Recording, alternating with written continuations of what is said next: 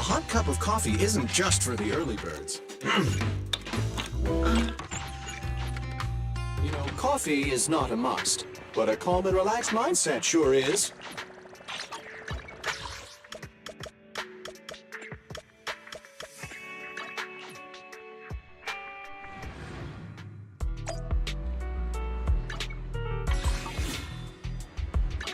I'm here. How can I? I would never turn down Lord Phaethon.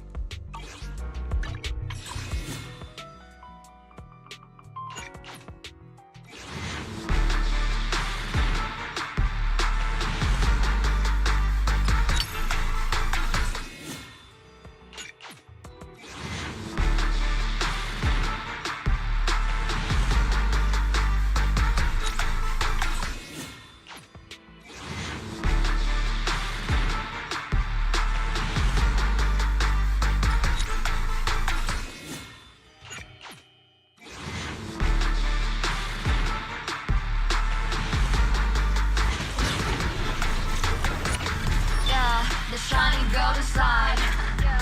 Let your inner spark ignite. Find a treasure, a growing bright. Reach out for it and take a flight. Lucky you're not, at least you tried. Chin up in yourself, confined. No doubt, face on your side. You're chosen, so enjoy the ride. There are things you can control. Your place is nice. It would be better if it was just us here.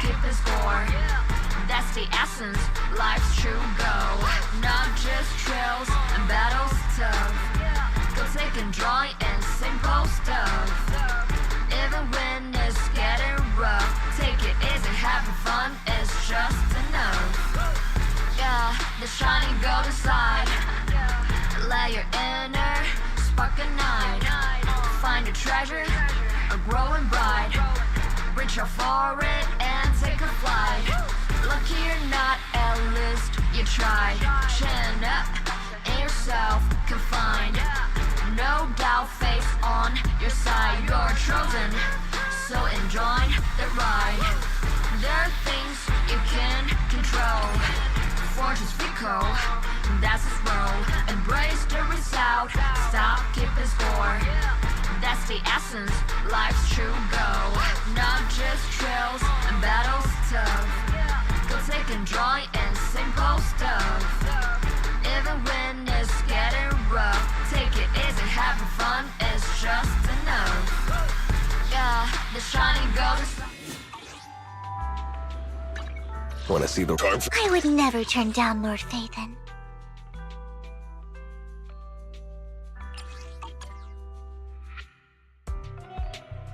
Good day, Lord Phaethon.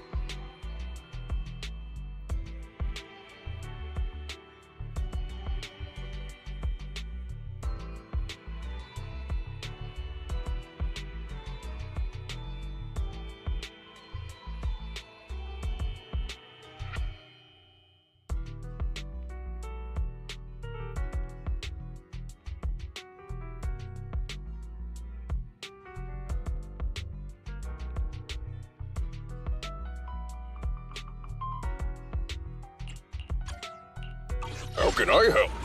I shall. Number 0. A mission? I would never turn down Lord Phaethon.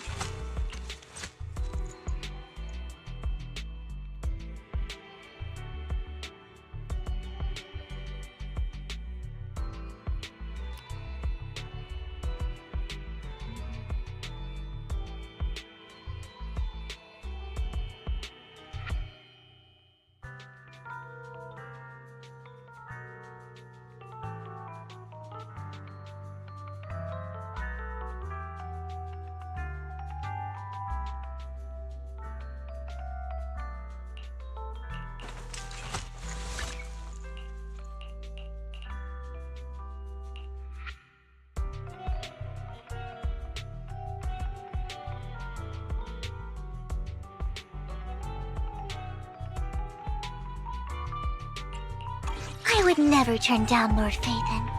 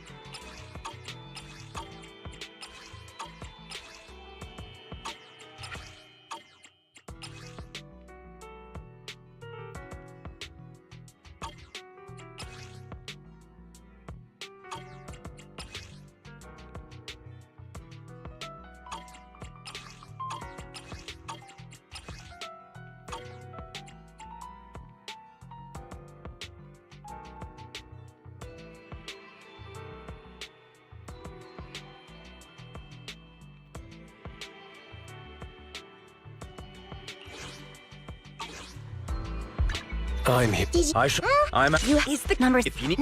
Good day, Lord Phaethon.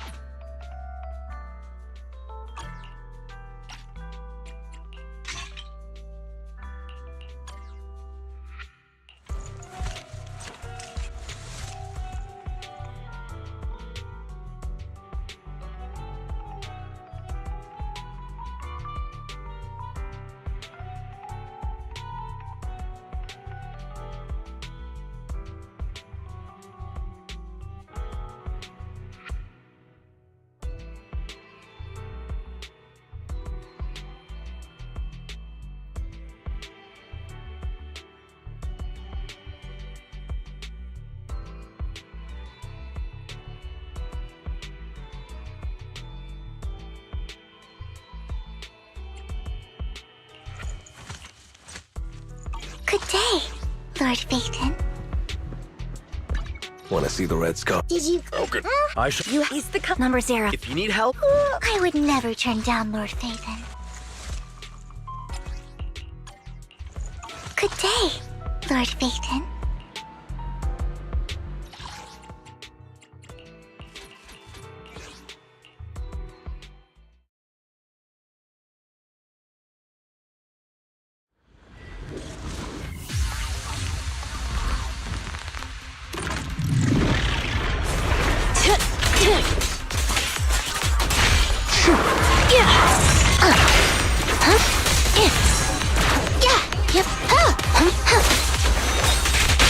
A little gift for ya.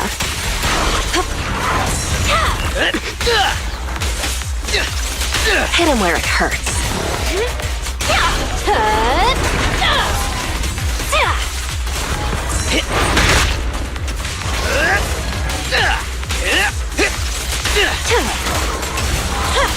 Sure. Yeah. The pressure's on. Watch your blind spot. Please don't resist.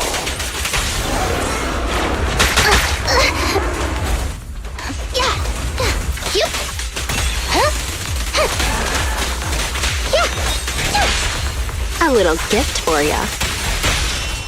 Let's test your metal. Let's make this quick.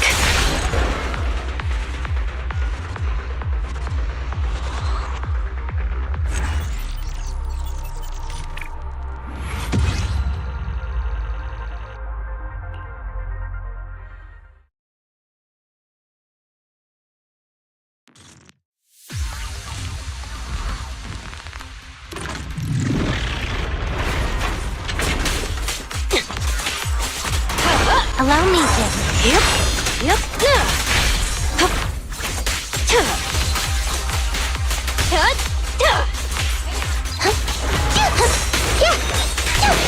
Face the consequences. A little gift for ya. Let's test your mettle.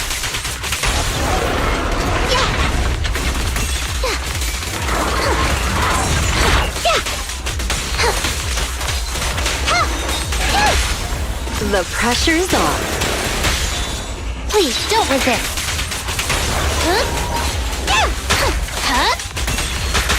Got your back.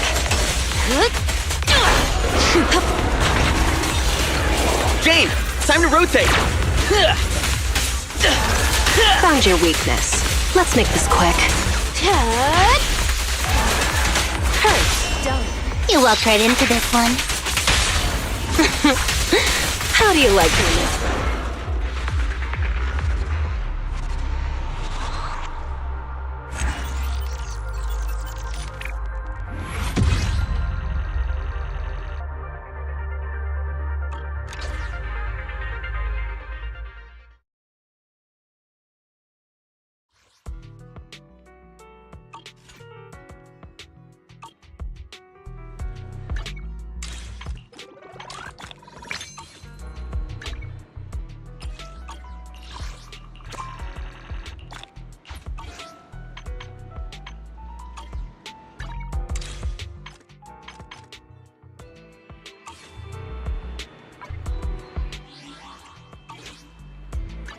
I'm here, so we're good.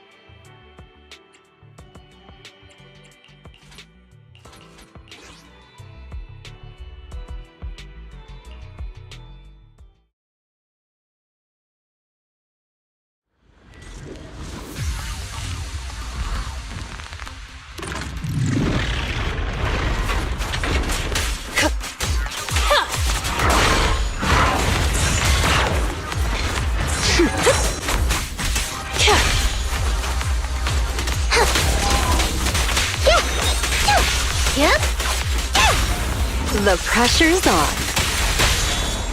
You're headed behind bars.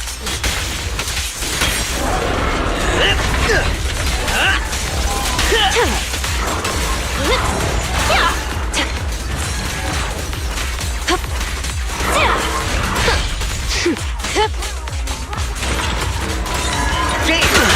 Backup's here.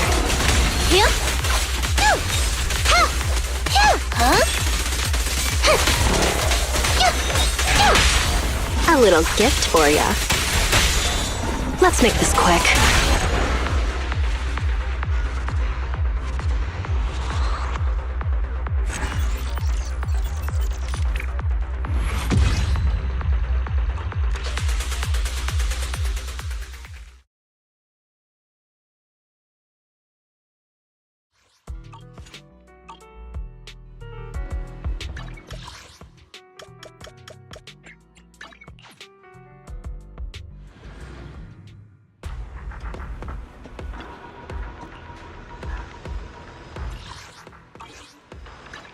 I'm here. Did you? I should. You standing by. A mission? I would never turn down Lord Phaethon. Good day, Lord Phaethon.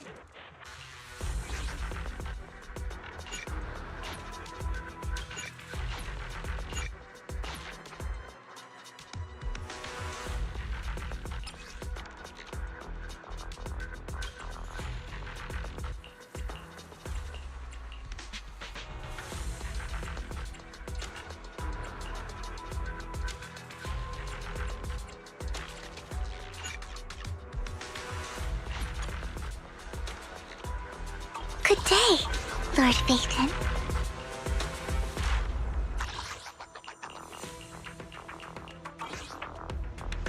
Want to see the red scarf?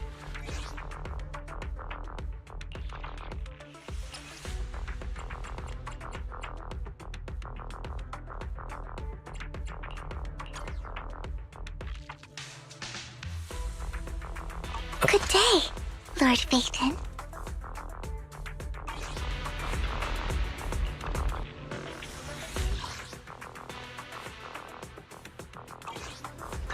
Want to see the red? I'm at You standing by. If you need help, I would never turn down Lord Phaeton.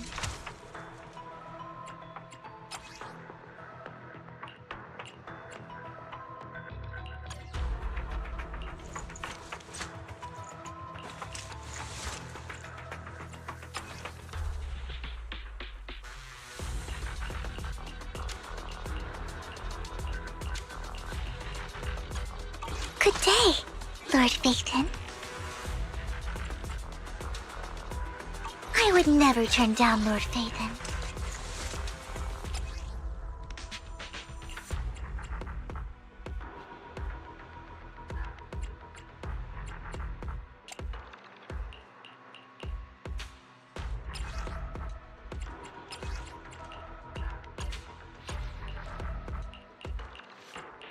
I would never turn down Lord Phaeton.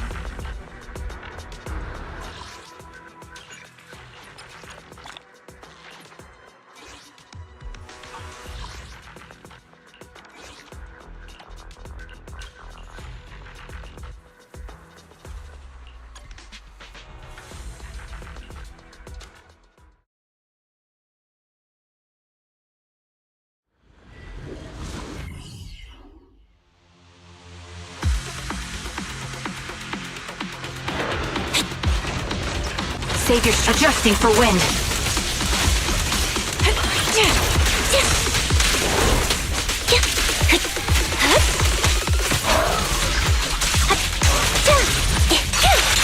Now you pay. Let me. I'll pierce right through. I'll balance.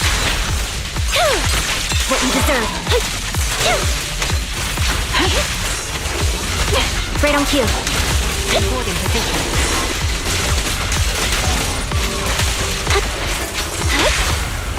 Focus. Quick shot.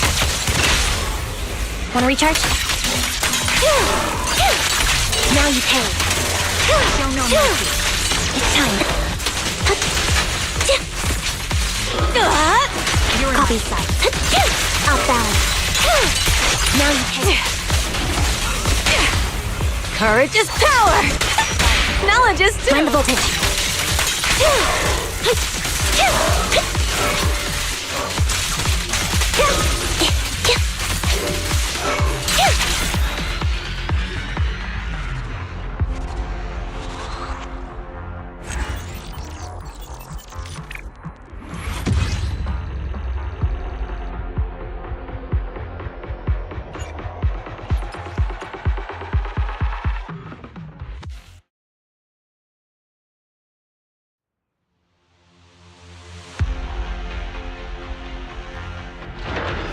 Save your strength, Andy. Recalibrating.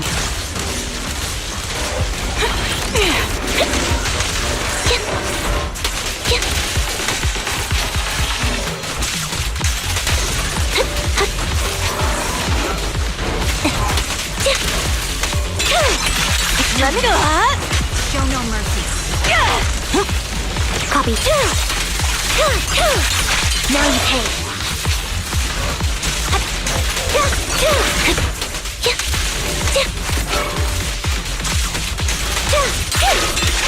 Engage the melody of combat. A sound strategy. Independent one. Mind the blind spot. I'll balance. You're in my sight. Focus. Quick shot. Mind the voltage. Supporting position. Don't you dare hurt my friends! Flip the switch. Now you pay. Time to pin them down.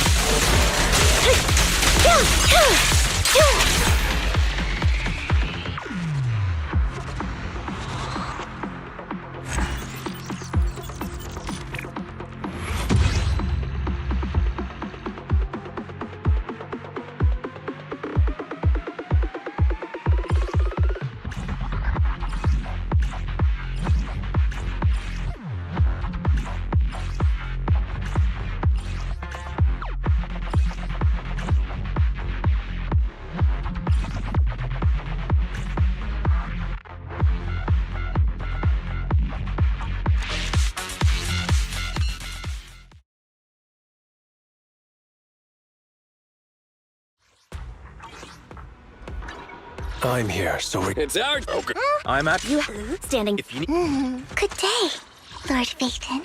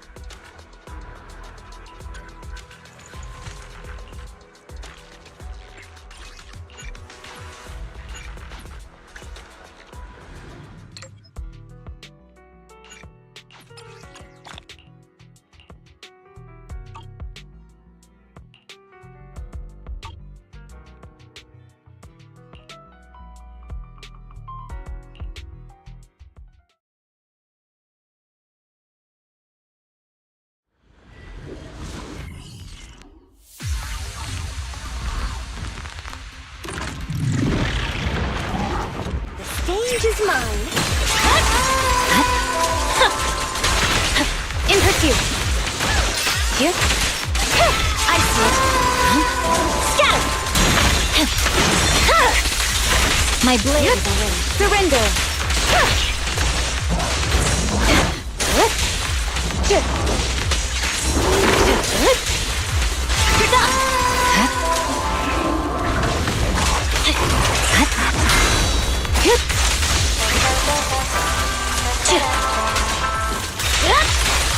Press forward. Scatter.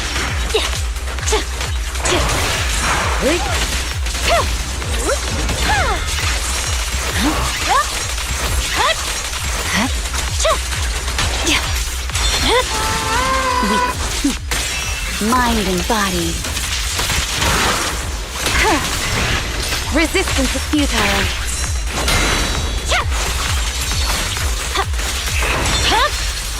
My blade is already sheathed. You're done!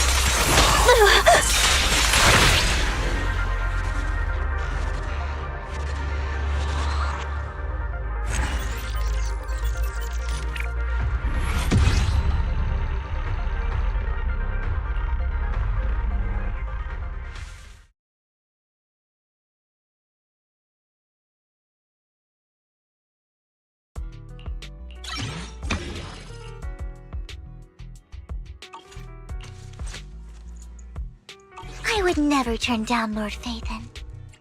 A mission? Take me along.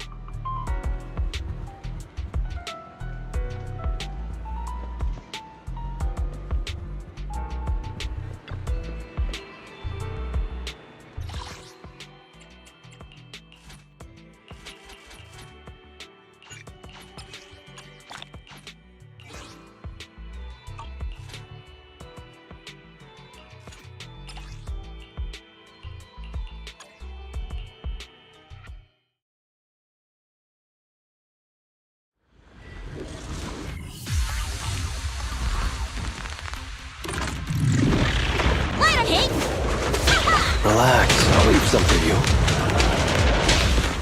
We've got to use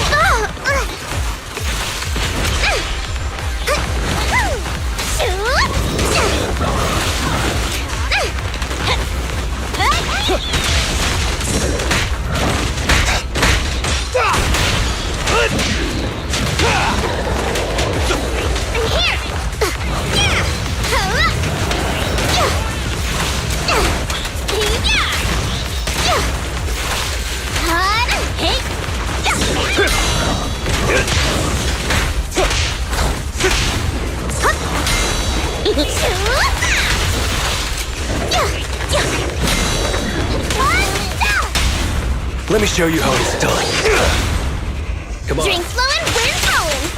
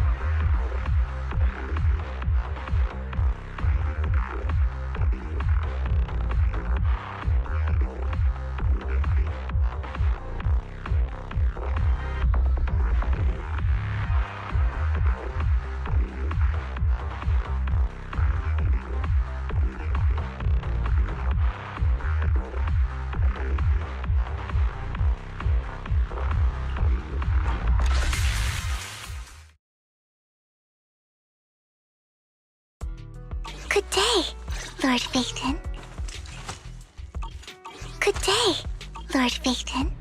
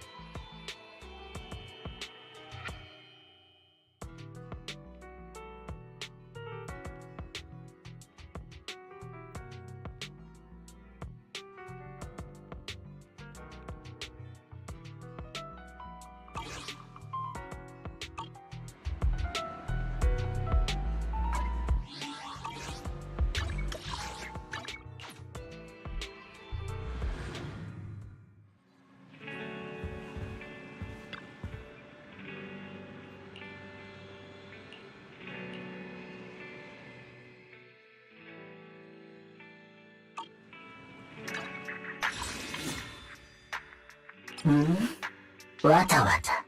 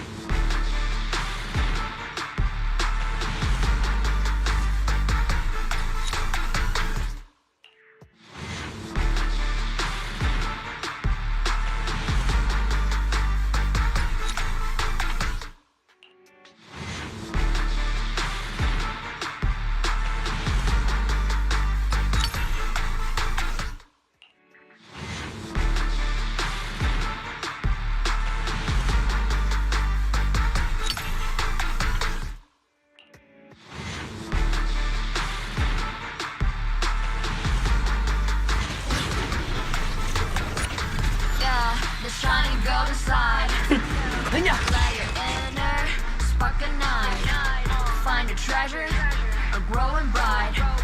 Reach out for it and take a flight. Lucky you're not, at least you tried. Chin up and yourself confined. No doubt, face on your side. You're chosen, so enjoy the ride. There are things you can control. Fortune's fickle, that's its role. Embrace the result, stop keeping score.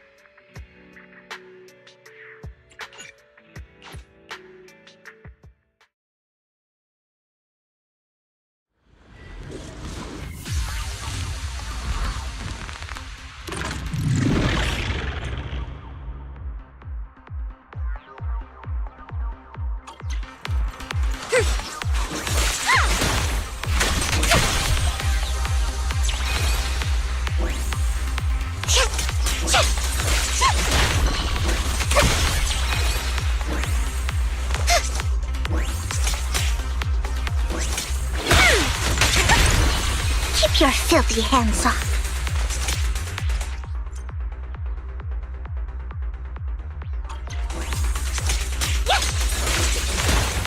You better not get my dress dirty.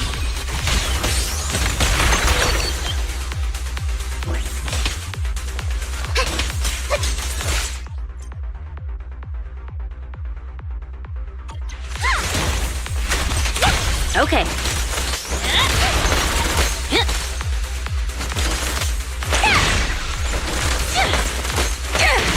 Leave everything to me.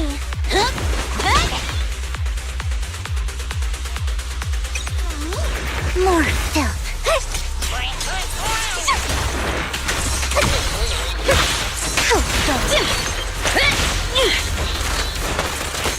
Have a couple more. Hey.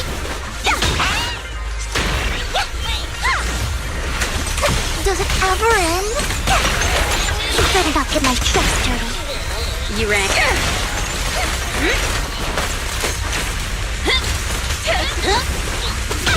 My turn. Notice me, Lord Nathan.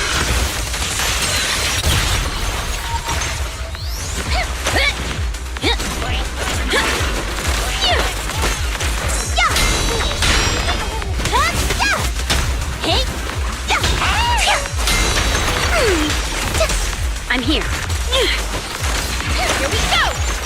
And the winner is me! Don't underestimate me. Go deep.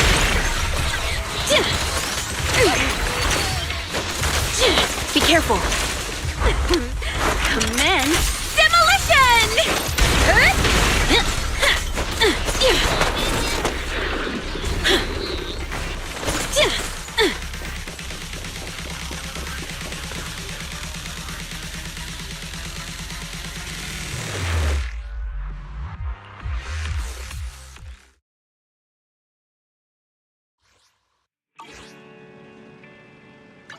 Want to see the red scarf?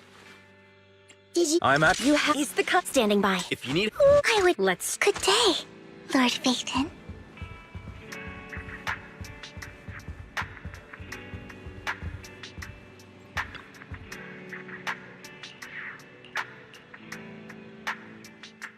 I would never turn. We fighting?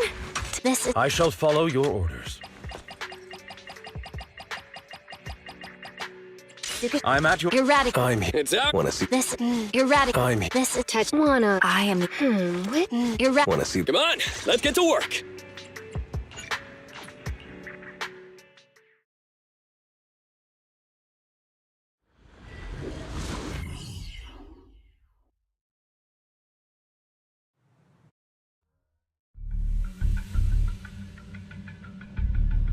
Where's the sacrifice core?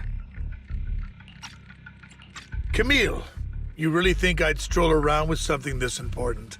Plus, even though the Ravenlocks and the Exaltus have been working together for ages, I've hardly even met Lady Dina. I'm the one offering the sacrifice core here. I'm curious what Lady Dina's got lined up for me in return? I'm just here to verify that the core you mentioned is real. Once that's sorted, Lady Dina will give you a proper response. Our partnership isn't just talk. We need to be sure you have what we need before moving forward. Sure thing. I'll take you to where I keep the core. Once you verify it's legit, have Lady Dina come over. We'll lay everything on the table face to face. All right, lead the way. It seems Hartman is trying to bargain for more. What a greedy and insatiable man. It's just that... Why would they only send Camille for something as important as the sacrifice core? And I can't shake the feeling that Camille doesn't want Hartman and Dina to meet. Why is that? Who's this Dina he just mentioned? Is she the leader of the Exaltists? Kind of. Lord Phaethon, I really think we should hurry. We must get to where Hartman keeps the core before anyone else does. I've got a shortcut planned, but there are gonna be ethereals along the way. I'll let you handle them, Vivian. Don't worry, Lord Phaethon. You are in capable hands. I'll ensure your safety.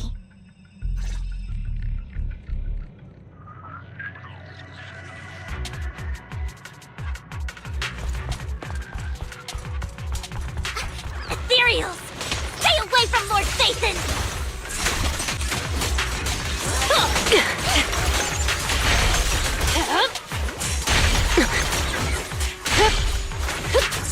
Allow me.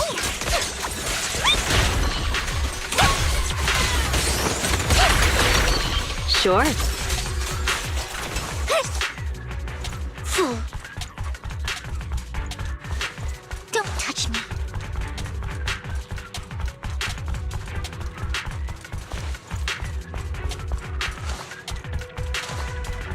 Fool. Looks like Hartman's trying to negotiate for more leverage. Let's get out of here before we're spotted.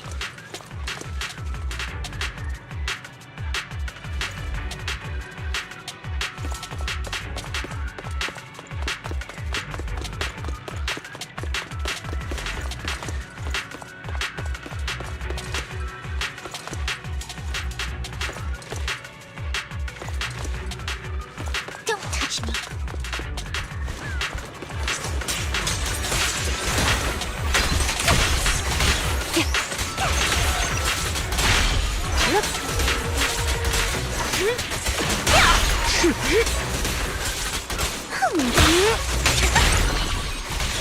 Let's keep moving, Lord Phaethon.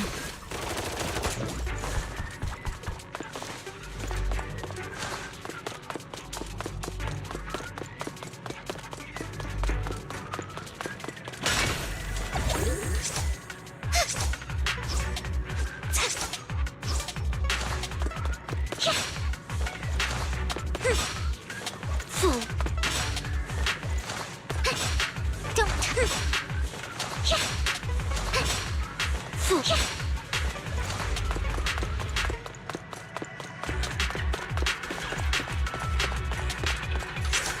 Don't touch me.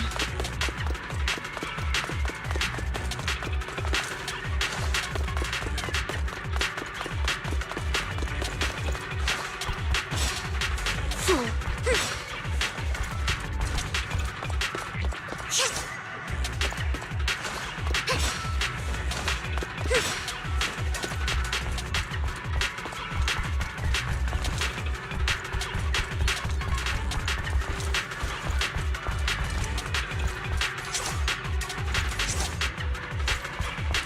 Don't touch me. Fool.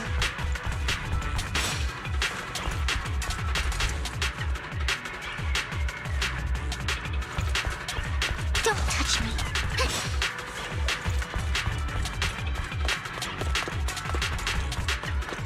Leave the enemies to me, Lord Phaethon.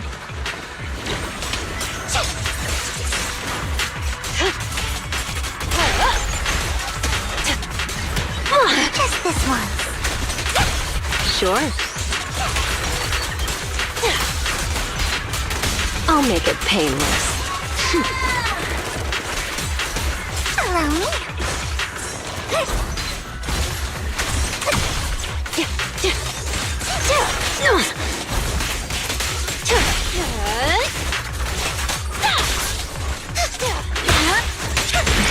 They're still over there.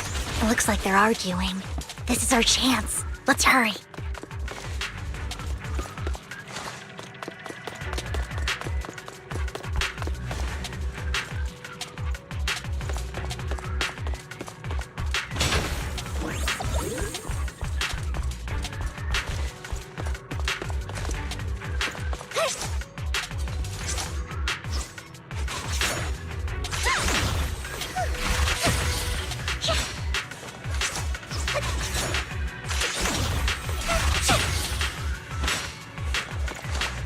No matter who has the sacrifice core, Hartman or the Exaltists, it would be really dangerous.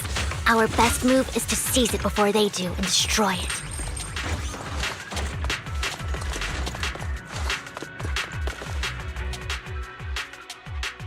Hand over what's in the box, or we do this the hard way.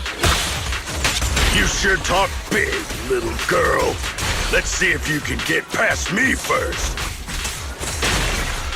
Let's hurry and secure the sacrifice core. Don't touch me.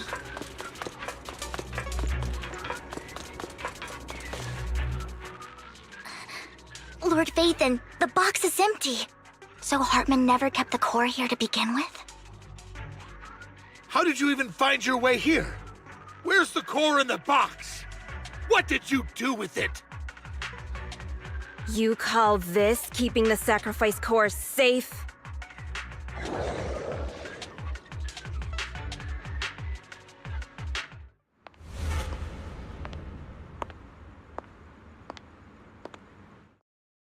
Vivian, it's been ages. Dina! Oh my, you actually remember me. So sweet. Look at you, thriving. I thought you'd totally forgotten about our past. So, tell me, do you ever dream about the people you've killed? Are they crying in your head all night? Back then, I had no idea. You had no idea? While you were soaking up all that love from Daddy and everyone else, you had no idea what was going on?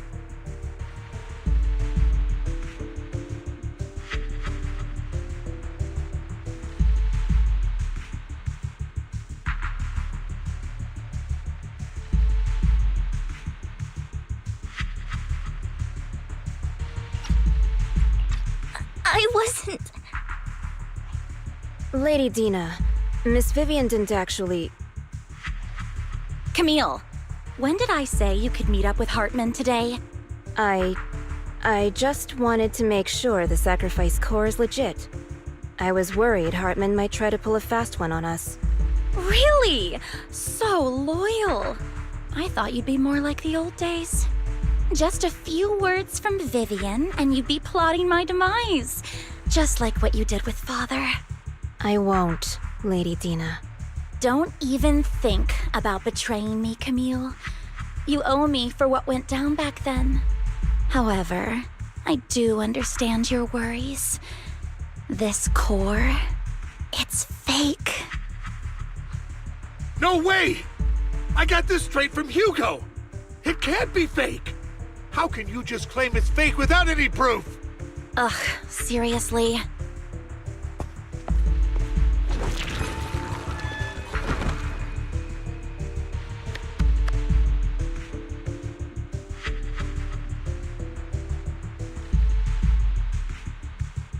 The sacrifice core can max out the ether particles within human bodies in no time at all.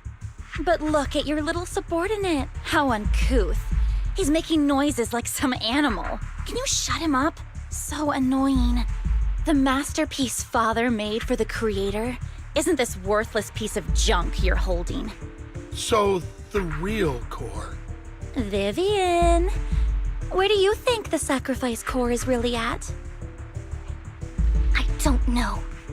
If I knew where the real core was, I'd destroy it without a second thought. Dina, you understand what the sacrifices are. And you know those who were blessed should not have to endure such horrors.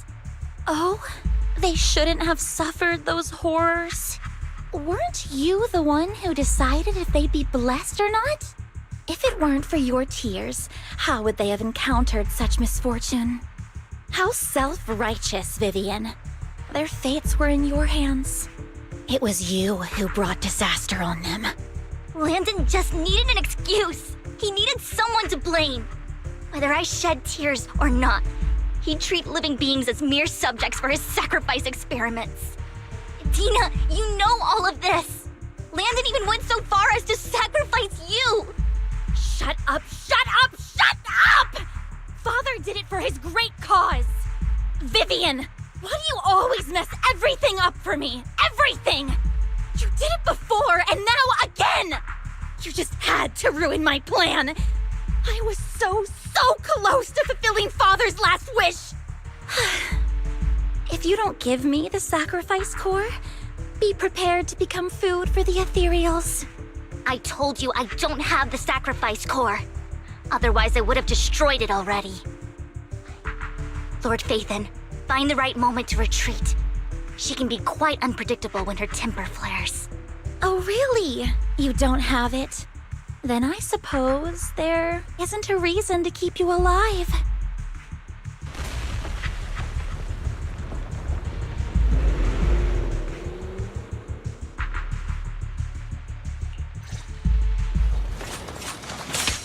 Sure? More ethereals are coming.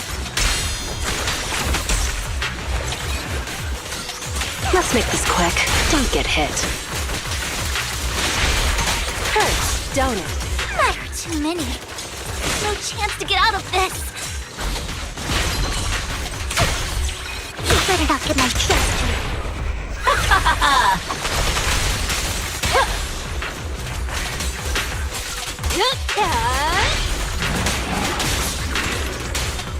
Don't let me know. Get my dress dirty and you'll pay. Okay.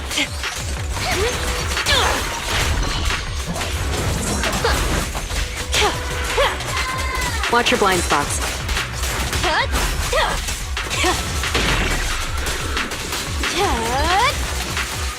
Stay away from Lord Nathan! There are so many.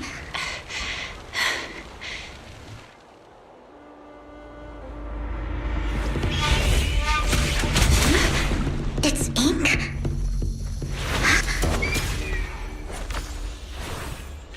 Shun Palace, good fortune, closed gate, safety. What? An evil miasma gathers here. Another place of conflict.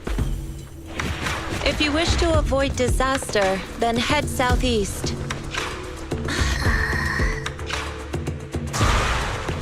Now! Thank you!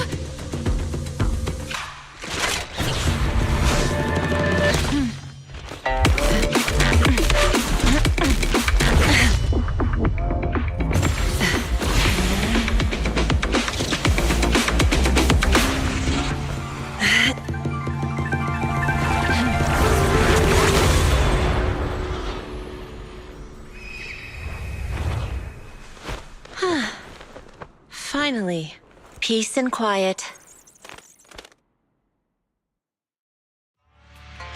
You must be Belle, right? Mayflower mentioned a special partner might need my help.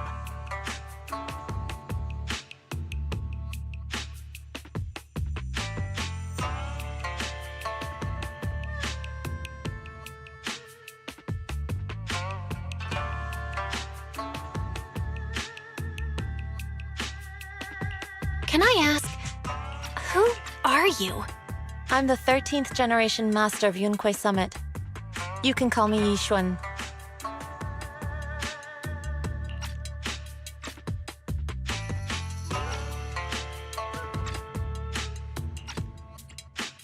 Mayflower passed along your info, and I was curious what kind of person you are, so I came to see.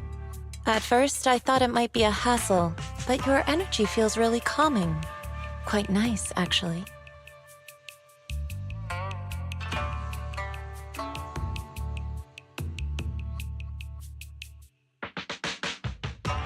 Oh, so you're the investigator the mayor talked about. Yes. He also asked me to be your temporary teacher and offer you a bit of guidance.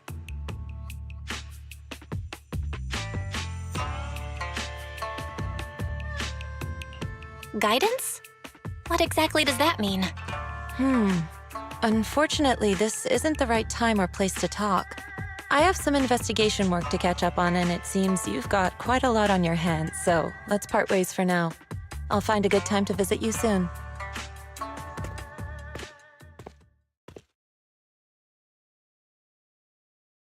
I'm so sorry, Lord Vathan. I'm just not feeling very well. I think I'll head back for now. I'll investigate the sacrifice core and reach out once I find something. You definitely need some rest. Let's get out of the hollow.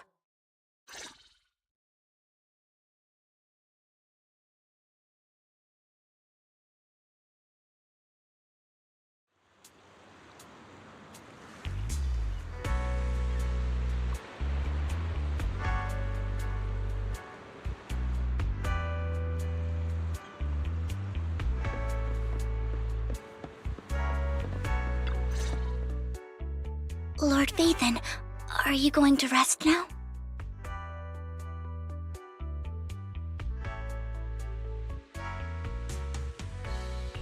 I'm not in a hurry to get back.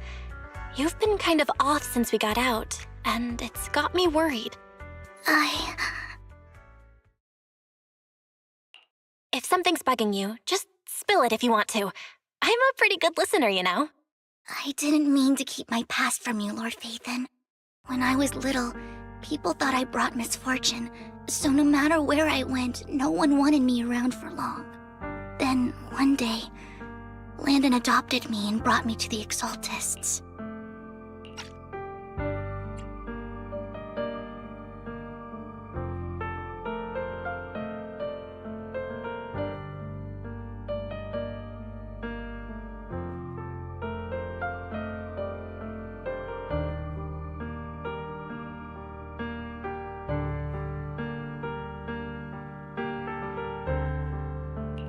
There, I met Dina, who was so kind to me, treating me like a dear sister. She told me her father, Landon, was a great man who'd one day make everyone stop fearing the Hollows, so all life could live freely inside and outside of them. Dina helped Landon pick people for the blessing, and everyone in the Exaltists respected her greatly. Those who received the blessing would have a better ether aptitude, allowing them to enter the Hollow freely without fear of sudden disaster. Back then, Dina would chat with me every day, always about the Exaltists and her father. But things between us shifted when Landon asked me to step in for Dina. Landon told me I didn't only bring misfortune, and that if I listened to him, I could actually help people. After that, he'd take me to meet people, and if I shed tears, he'd give them a blessing medicine. Those who got the blessing could dodge calamities. At first, I was ecstatic, thinking I could help others. I shared my joy with Dina, but that was when she started to pull away from me.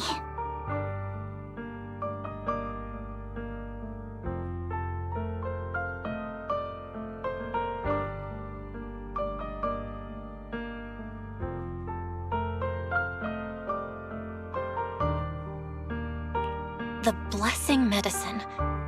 Please tell me that wasn't the sacrifice serum Bringer had? Yes, to be precise, it was an early version of the sacrifice serum. Landon's medicine wasn't stable. The medicine Landon developed could boost abilities quickly, but also sped up the development of ether corruption. In the end, most people turned into ethereals, and a few became sacrifices, losing all human consciousness. The ethereals were killed while the sacrifices were given to the higher-ups of the Exaltists. The Exaltists wanted the sacrifices to hold human consciousness, so Landon's medicine was seen as a failure, and he gradually lost influence within the Exaltists. One day, I saw Dina, and tears streamed down my face. In a bid to save his reputation, Landon decided to let his own daughter receive the blessing. I had always thought that getting the blessing was a good thing, until I saw terror in Dina's eyes that day. That evening, I broke Landon's rules for the first time and followed him out of the Exaltist's residence. I trailed him to the Hollow, where I witnessed someone who had been blessed becoming corrupted. In the end, that person became an ethereal. Then, without hesitation, Landon killed him. Before Landon returned, I went back to the residence and snuck into his study. And there, I uncovered the truths I just told you. And just a few days later, it was time for Dina to be blessed. I wanted to save her and stop anyone else from getting deceived. So, that day, I told everyone present that Landon should be the one to receive the blessing, not Dina. At first, Landon argued, and no one believed me. But in front of them all, I looked at him and let my tears fall.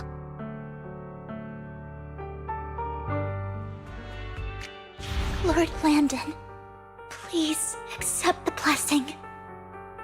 Vivian, you... Why won't you accept the blessing? Were you lying to us? Ungrateful fools! You have no use anymore! Liar! Run! Run! Dina! Dina, wake up! We have to go! Vivian? What's happening? Listen to me.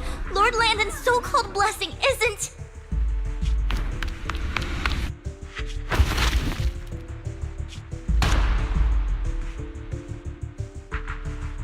Father!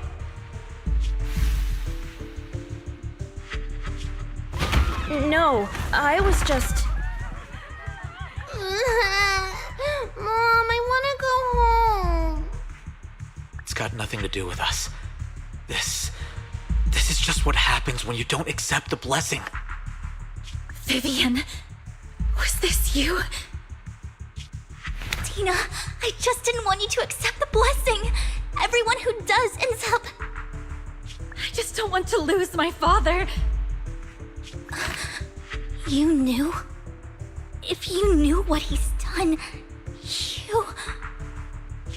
He's my father. He's all I have. Stop being self-righteous, Vivian. You only ever bring misfortune.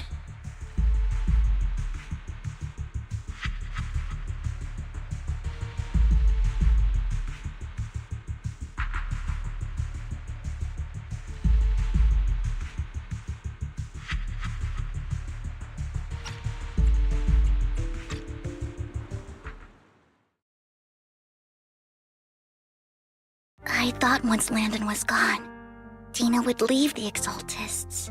I never expected her to continue his research, or that Camille would stay. Camille lost her entire family in a hollow disaster, so she's always supported the Exaltists.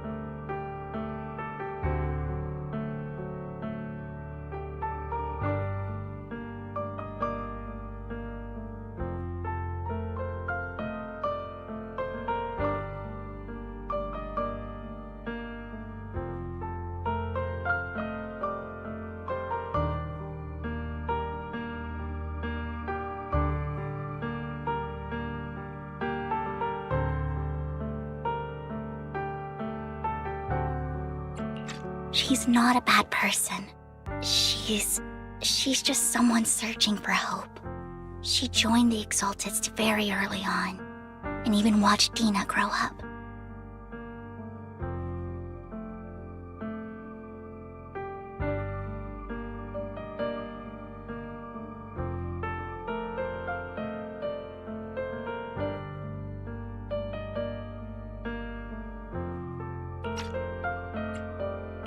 That day, she was just so desperate to save Dina that she...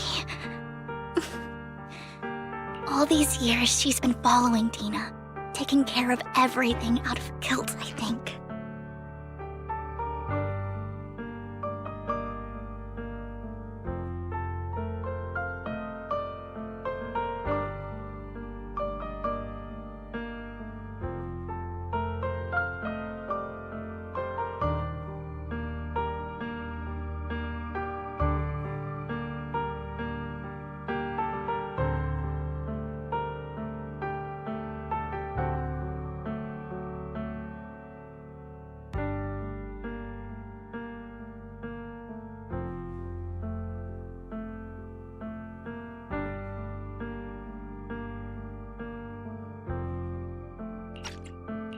But I didn't just fail to save Dina.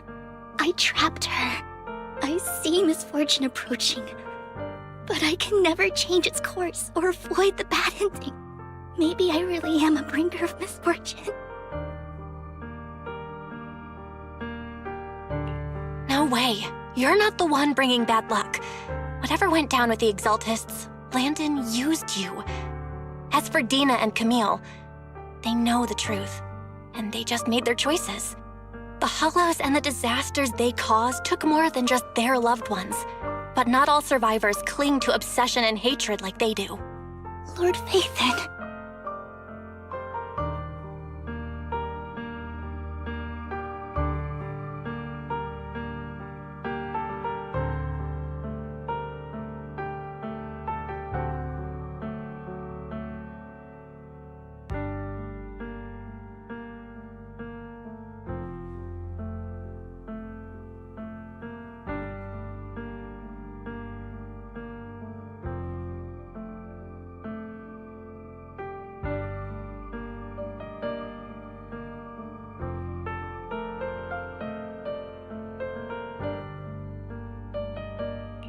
You need to believe in yourself. You're currently resolving the sacrifice crisis with your own effort. I remember you saying you really like yourself now. So what's changed? Yes, that'll always be true. Thank you for listening to my story today. Years have gone by, but I've never had the courage to face all this. Maybe Dina and I were meant to meet today, so I could finally spill it all out. It lightens my heart a little. Lord Phaethon, you truly are a wonderful listener. Whenever you're feeling down, don't hesitate to come to me. I will. It's been such a long day. You must be exhausted.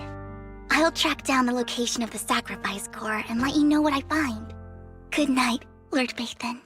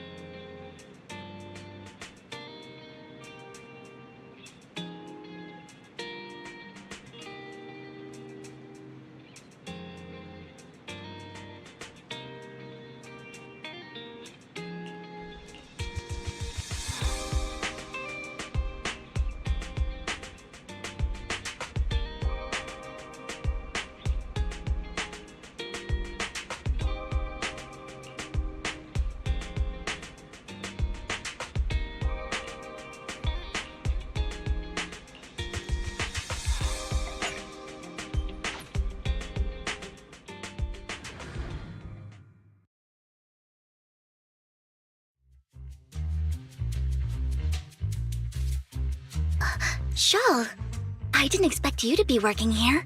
Perfect. I was just covering someone's shift. screening here is super strict, and I was afraid the supervisor would realize I was new and subbing for someone, so I hid in the control room during the supervisor's inspection. So I happened to bump into this guy, a blonde man wearing a hat, and I think he was checking some footage.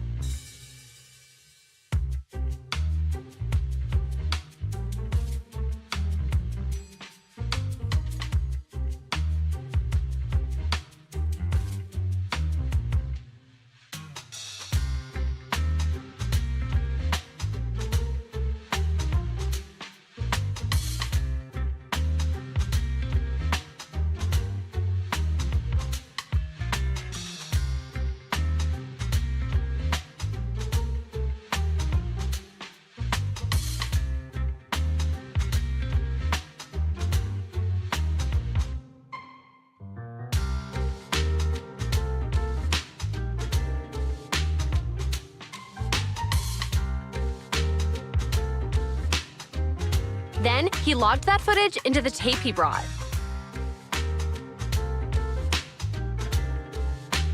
Later, I found that part of the footage had been wiped.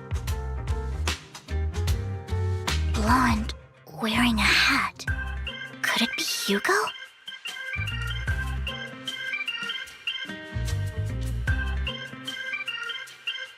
Do you know him? I think it's him.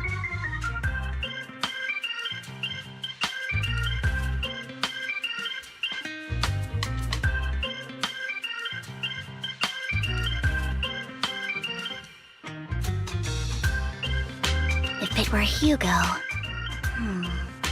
I think I know where he would hide the tape.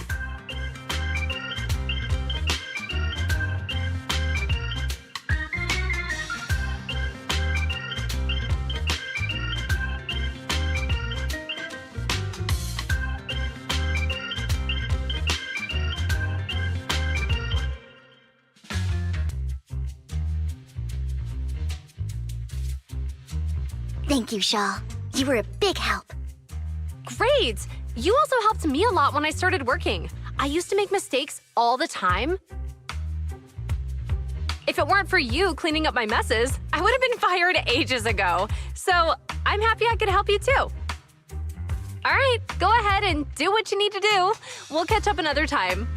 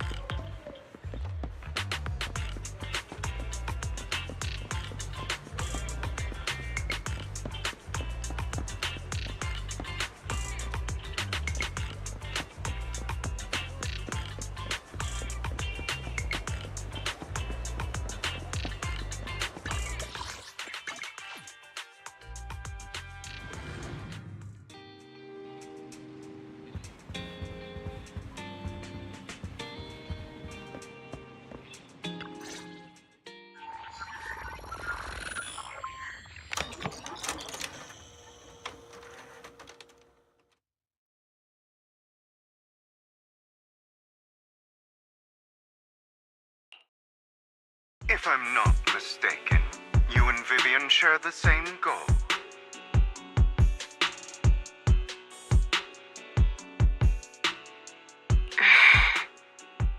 Silence is no good for negotiation.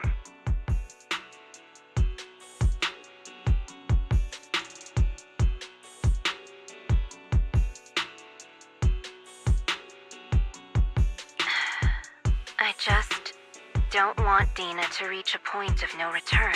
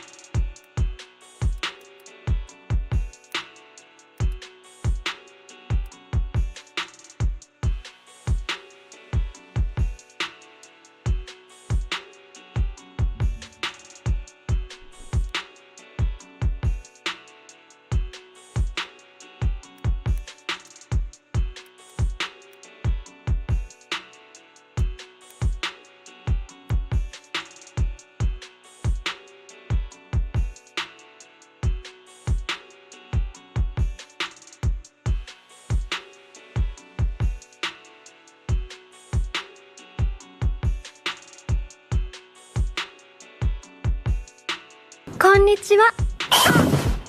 柱校長様。こんにちは。あ、どうもさようなら。あらあら、さようなら。Hello there. Lady.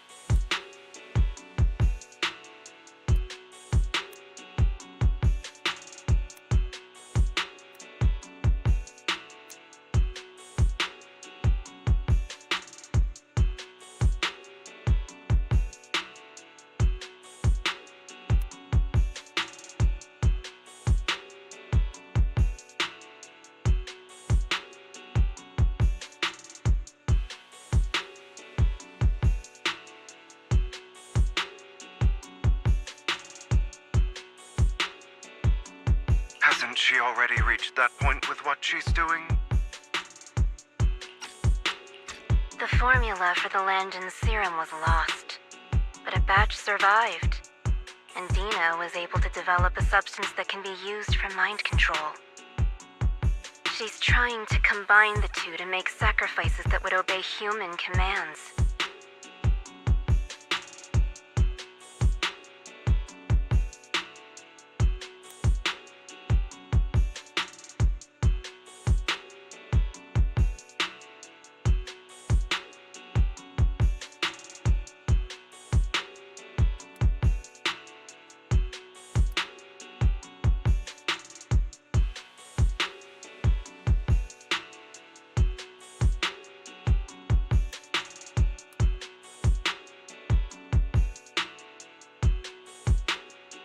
If the dormant sacrifice and the remaining Landon serum are destroyed, we can put an end to this.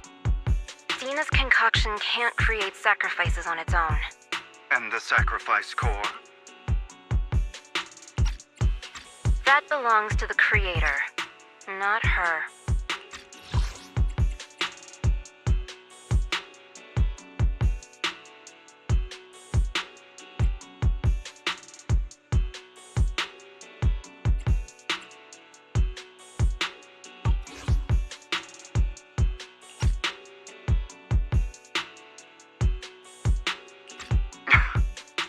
Although I find Landon's methods despicable, I can't deny that the Exaltists and the Creator are leading us in the right direction. I just don't want Dina to spend her life trapped by her father's mistakes. I mean, no offense, but I find your protectiveness rather weird. I will confirm the location of the dormant sacrifice and find the chance to relay the information to you. I do not want any of my people to be going into danger. As for the sacrifice core, I can only guarantee that it will not fall into her hands. As for how things will ultimately play out, the Creator will guide me.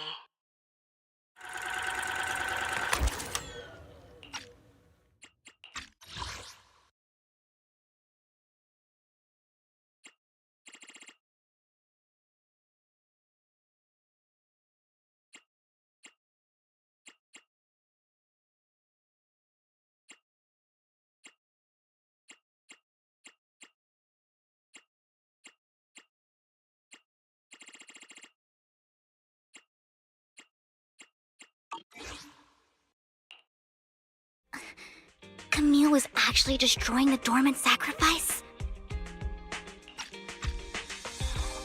Now Camille's actions make sense. But why did Hugo never tell us? Hugo... Val, Lycon said there's something urgent he needs to discuss with us right now. All right, let's patch him in. Master Proxy, I apologize for disturbing you. We have just learned that the Ravenlock family will host a banquet tonight. This banquet is rather special, as they're allowing members of their family to invite business partners to attend. With Hartman at the center of controversy, there are many members of the family who are eager to use this opportunity to replace him. The mayor has been spreading rumors of a young tycoon who inherited a sizable fortune and is looking to partner with a person from an old and influential family. This information has lured a young man named Burton from the Ravenlock family. So, you want me to pose as this tycoon and use Burton to infiltrate the banquet? Correct. And Hartman's study is also located within the venue. I see. Hartman's study might hold valuable information. So, what should I do? You can attend as her +1. +1? Lord Phaethon, please go with me!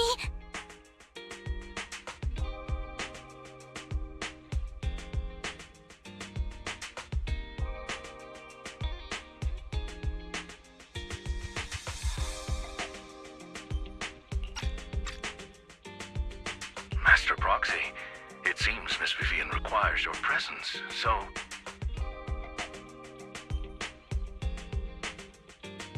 Yes! Just your presence will help me immensely!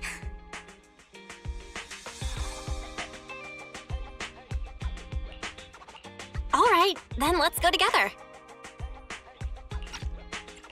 I'll send you the time and place for the meeting with Burton. If you encounter any danger, please evacuate immediately or contact me for backup. I hope everything goes well for you tonight.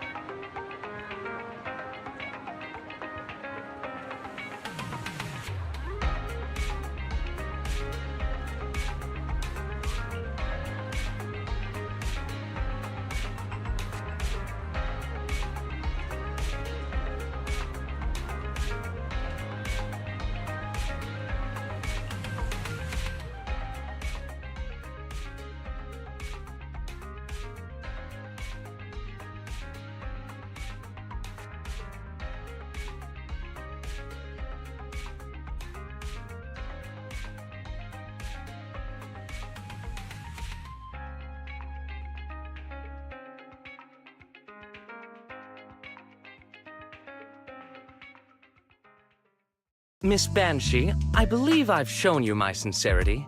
Now how about you? Sincerity? My presence here is a show of sincerity. If we're to work together, Miss Banshee, you should drop your pretentious act. I am well aware of the ways of the Ravenlock family. If I were to come empty-handed, I probably wouldn't even be able to make it out the front door tonight. Since I agreed to come with you, and even brought along my most precious companion, does that not show my deepest sincerity? No need for such an off-color joke. Our door is always open for those coming or going. We both know what's what, so let's cut the small talk. I know far more about how the Ravenlock family made their fortune than most here. I am also well aware of why Hartman, despite such a massive scandal, still remains in power. Oh? Do tell. Exaltists, blessing, sacrifice, Landon. Where would you like me to start? How did you know that? No, who are you? Don't be so tense.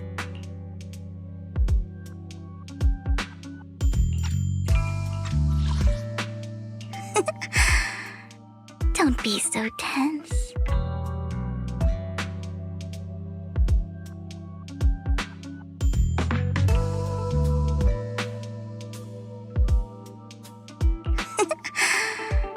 Don't be so tense.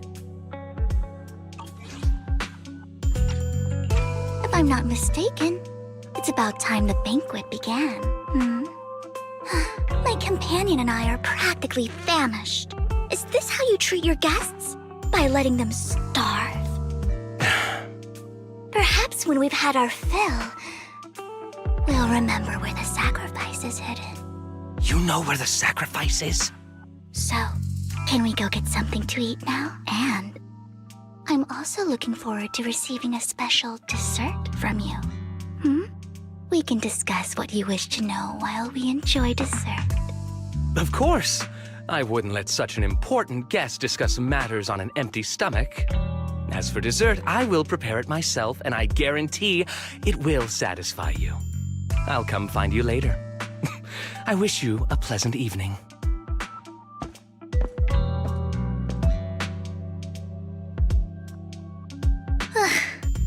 These kinds of people are exhausting to deal with. I really don't know how Hugo used to put up with it.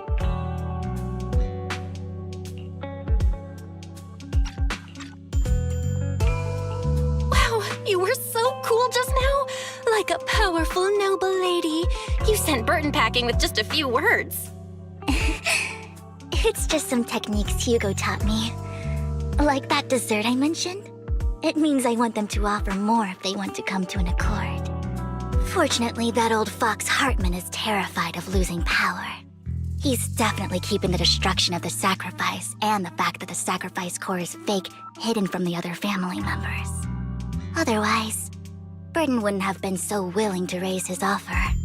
Lord Phaethon, let's find Hartman's study when the banquet is at its busiest. All right, I've already taken note of the surrounding terrain. Once more people arrive, we'll enter the garden through the door in the corner of the banquet hall. Wherever you go, I'll follow, Lord Phaethon.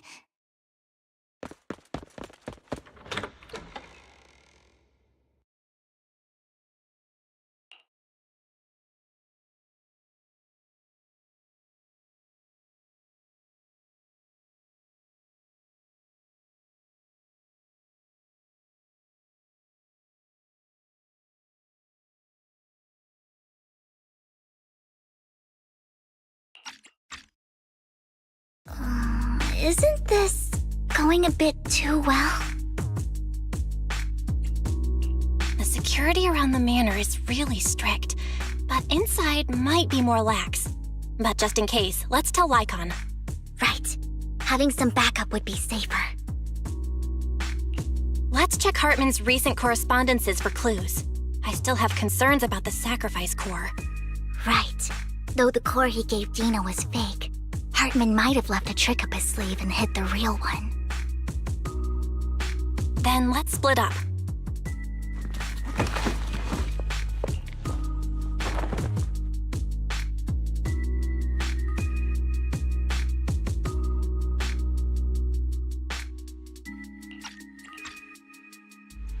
Esteemed guests, is the catering at the Ravenlock family banquet not to your satisfaction?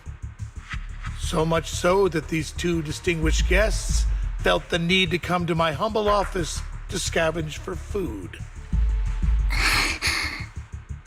Don't want to come out? Well, after all, you don't have long left. Burton, that greedy idiot, fell for the mayor's trap. But I never expected that he would bring you into my territory. I suppose I should thank him. Otherwise, I would have had to go to great lengths to eliminate you. Vivian, Phaethon, give Hugo my regards. Tell him I shall be taking the wealth and power of the Ravenlock family for myself.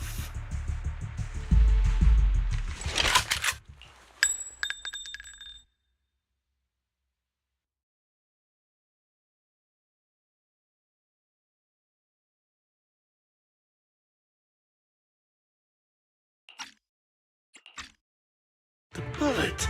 How? Dear Uncle, why must we be so distant with one another?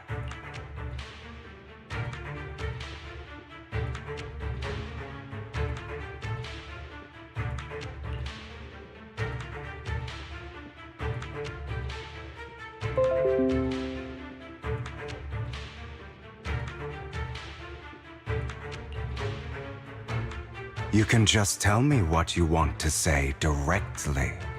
Hugo! Impossible! You're... Uncle, you must know a Ravenlock will never stop until they get what they want.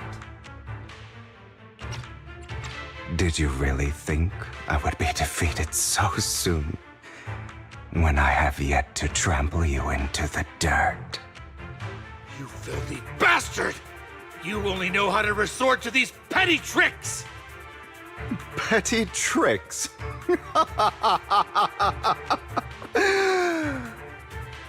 Perhaps you'd like to know what I managed to accomplish using this faked death of mine. My dear uncle.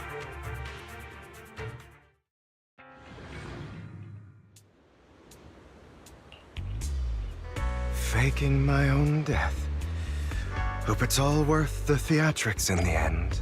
It was just to keep Hartman off my back, but maybe I went a little overboard. The manager must be pretty shaken up. I should apologize at some point. Guess I'll also bring Lycon along. He's my partner in crime, after all.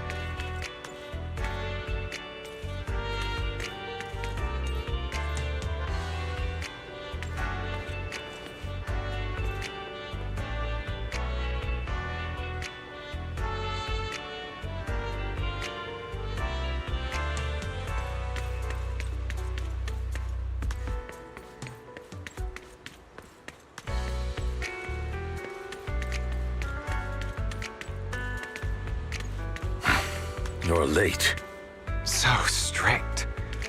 Spare me a moment to catch my breath, will you?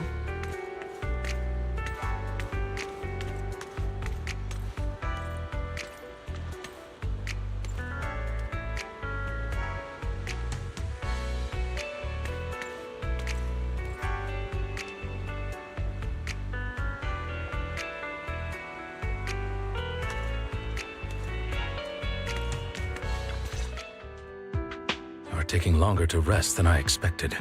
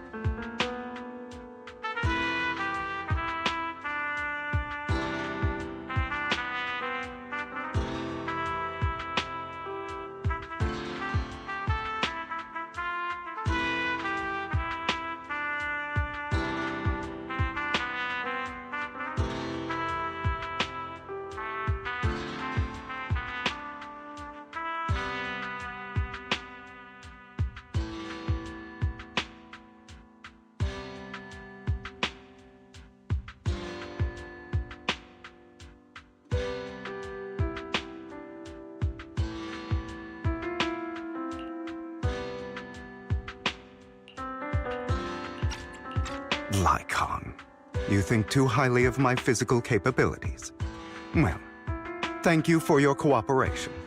I must say, if nothing else, at least your acting skills have improved. Why do you look so angry? You should be happy. We pulled that off together with flawless teamwork and managed to fool everyone.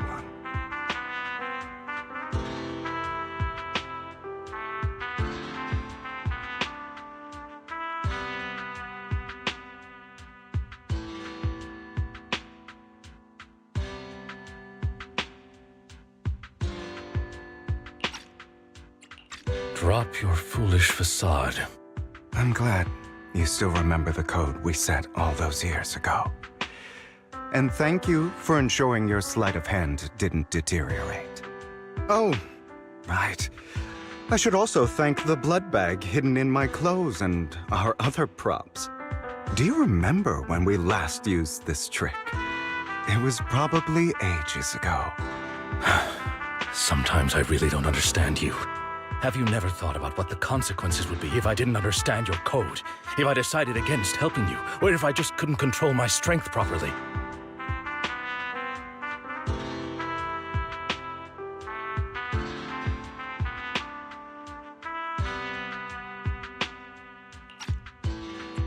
You'd understand it. Of course, if things really did go awry, I had alternative plans.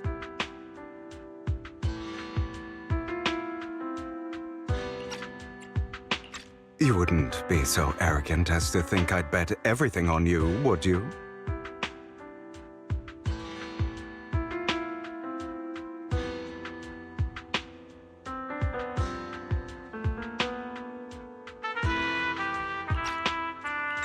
You're insane. Oh, I'm flattered. So what exactly is the purpose behind all this? Surely after going to such great lengths to erase your own existence, you don't just plan to hide here and reminisce about the past with me.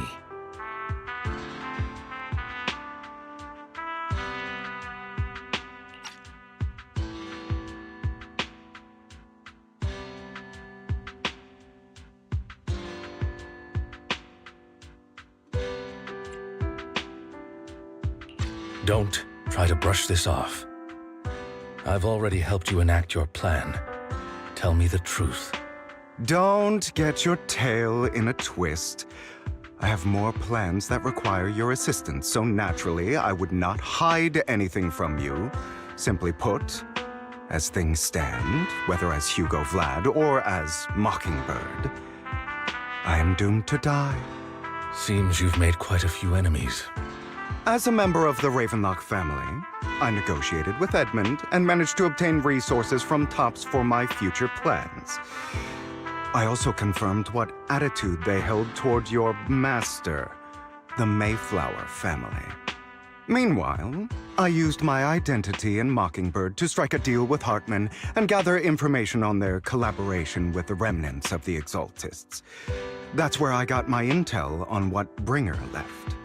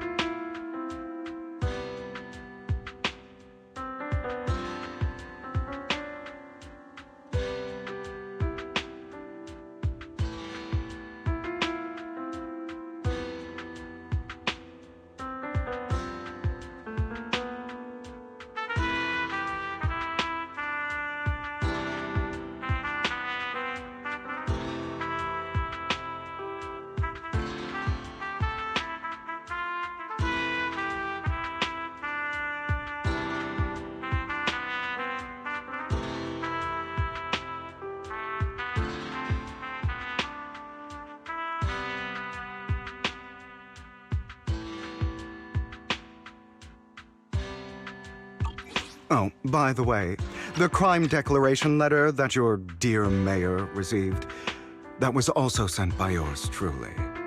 He's probably figured that out by now, right? Though I'm not sure if he told you. The mayor learned about the sacrifice attacks through his own means, but lacked an opportunity to take action. That warning letter was precisely what he needed.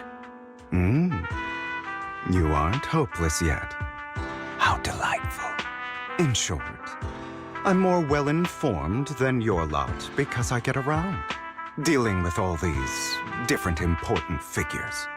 But of course, it comes at a cost, it's only fair. After all, you can't hide the smoke from a wildfire. Rather than trying to carefully tame it and risk setting yourself alight, it's better to let it burn free.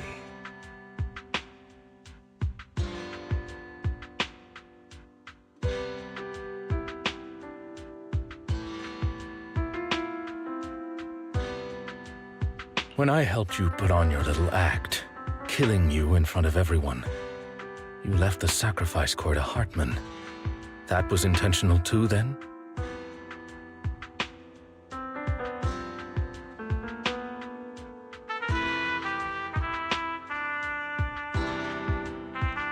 Oh, yes. And it worked like a charm, didn't it? Now no one cares for me anymore, and all eyes are on Hartman. A perfect situation for keeping the Ravenlock family in check while dealing a cutting blow to the Exaltists behind them.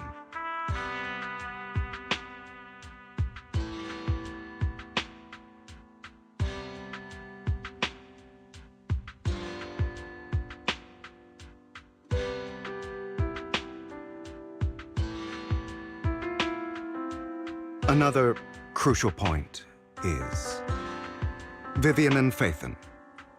I must sever any ties they have with me or Mockingbird.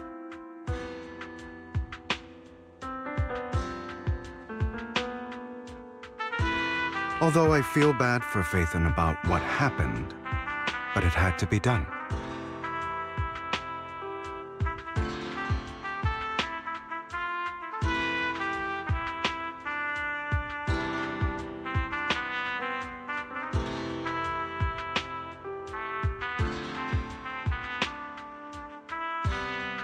That's the only way they would be safe, allowing the plan to continue.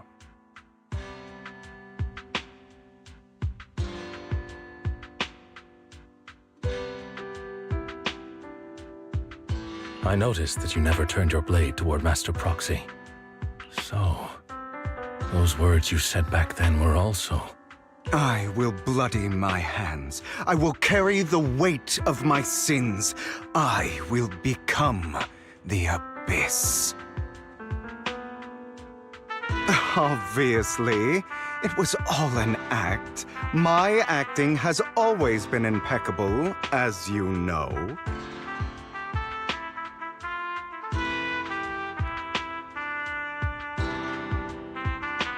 Hugo, you're taking such a tremendous risk. Why?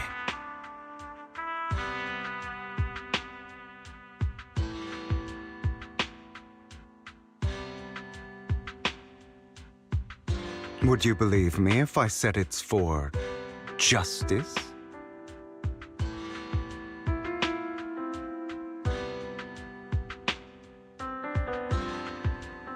But unfortunately, it's not. I want revenge on the Ravenlock family.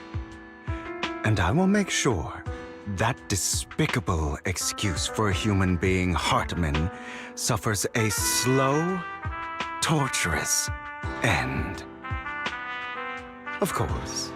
I also promised Vivian that I would help her investigate the whole thing with the Exaltists.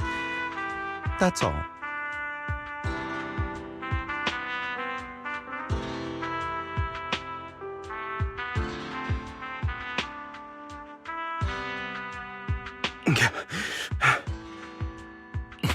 You don't look too good. Is it your wounds? No. This is the first problem I plan to resolve. Lycon, do you have a place that is sufficiently discreet, quiet, and can take a lot of damage?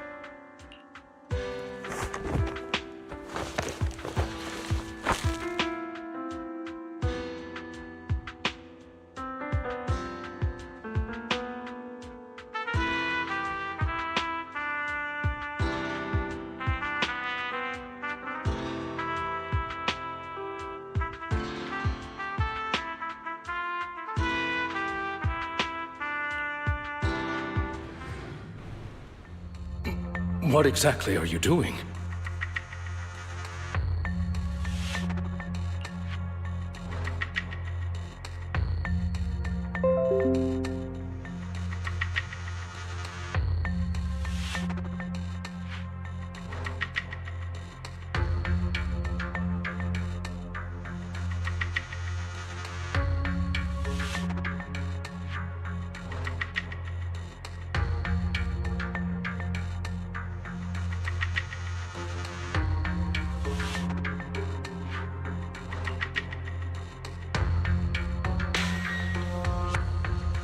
Don't look at me like that.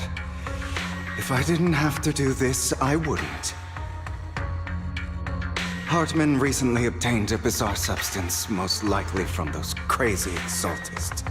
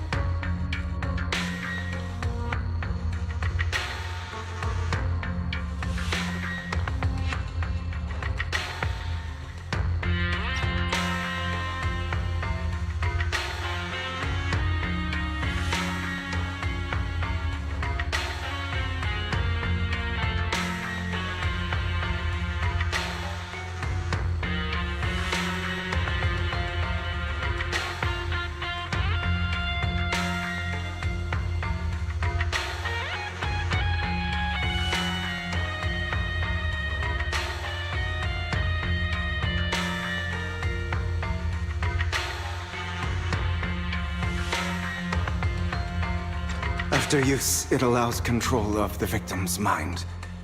To some extent. You were dosed with it.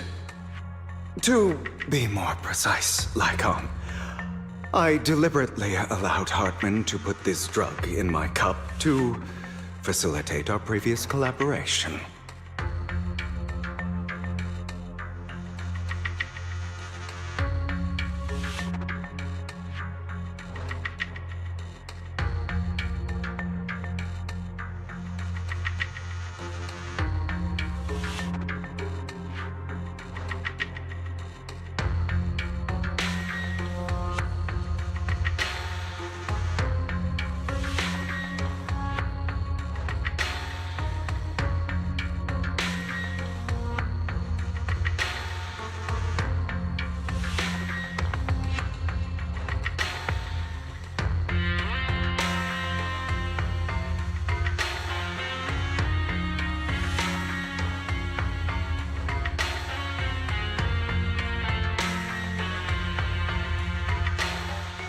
After finding out about it, I quickly found someone to help analyze its composition.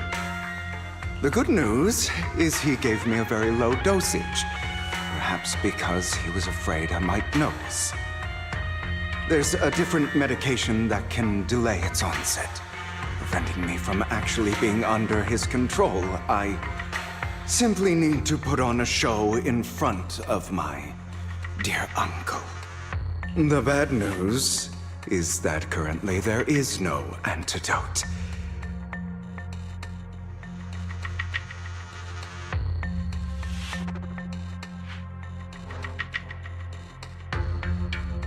When I delay those effects, however, they will accumulate and erupt when my body reaches its limit.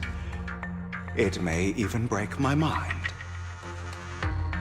And that's exactly what's happening now. I need to endure those accumulated consequences.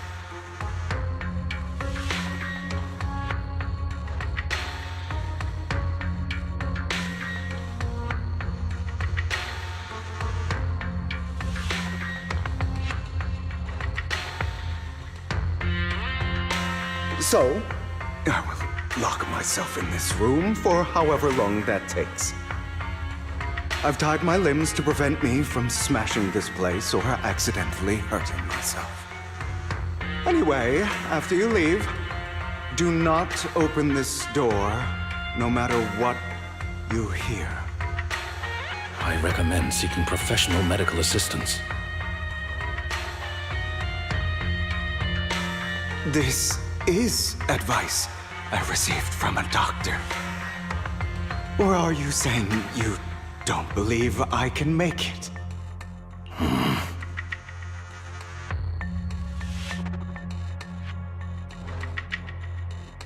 So, I can't. Come find me here at the scheduled time. All you need to do is smile and await my victory. What if I want to stop you? You know you won't succeed. You never have. And you never will. Well, time is short. Let's begin. I understand. Don't die, you stupid bastard.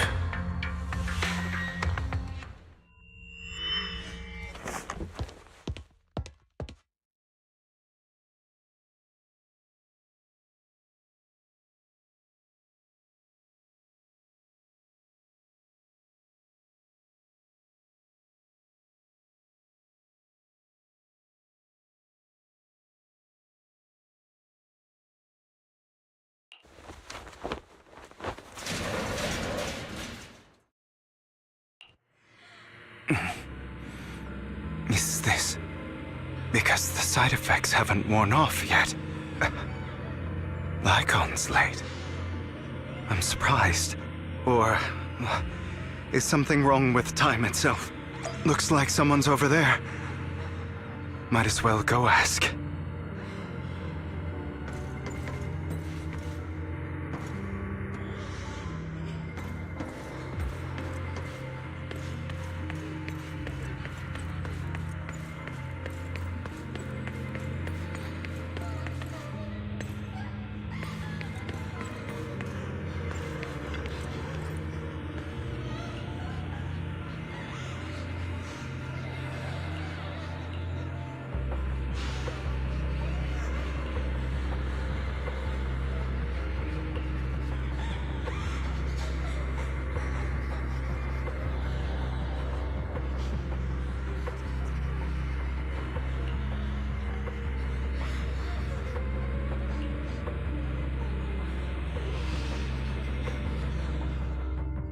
all your fault.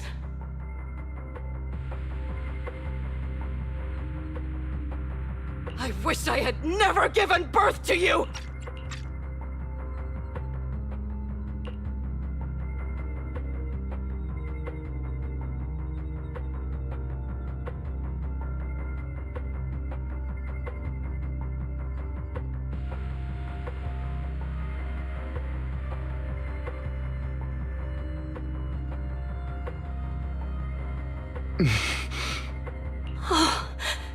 Everything will get better if you just die, right?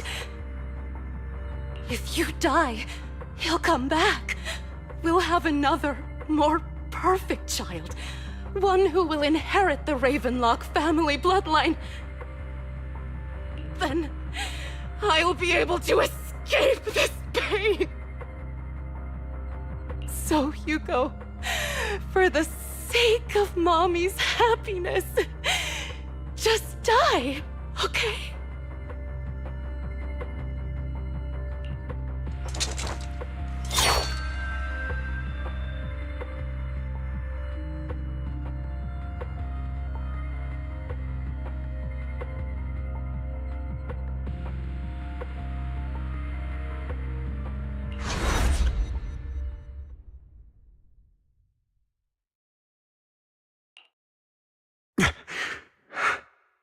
So, I wasn't awake yet after all.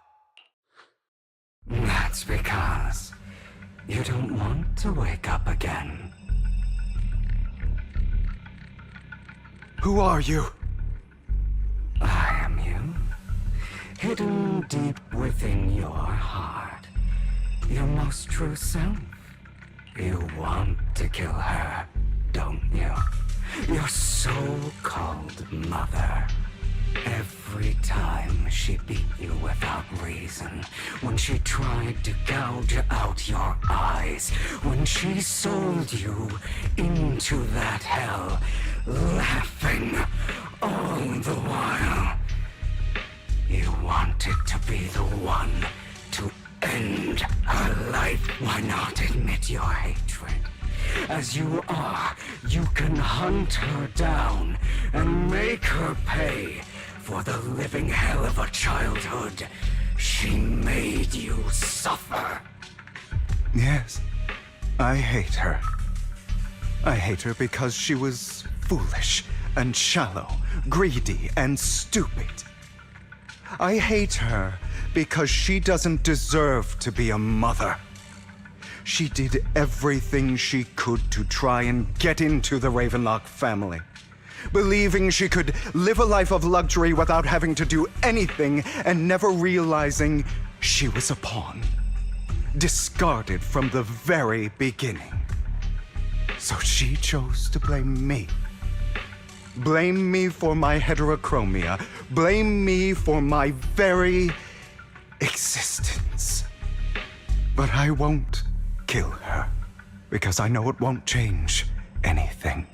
She was incapable of loving me, just as she is incapable of loving herself. Have you been brainwashed by that dog?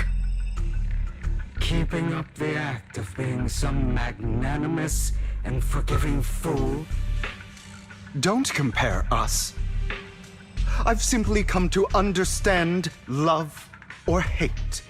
I make my own choices, and they have nothing to do with anyone else. She sold you to the Ravenlock family for a huge sum of money. She used that money to start a new life without you.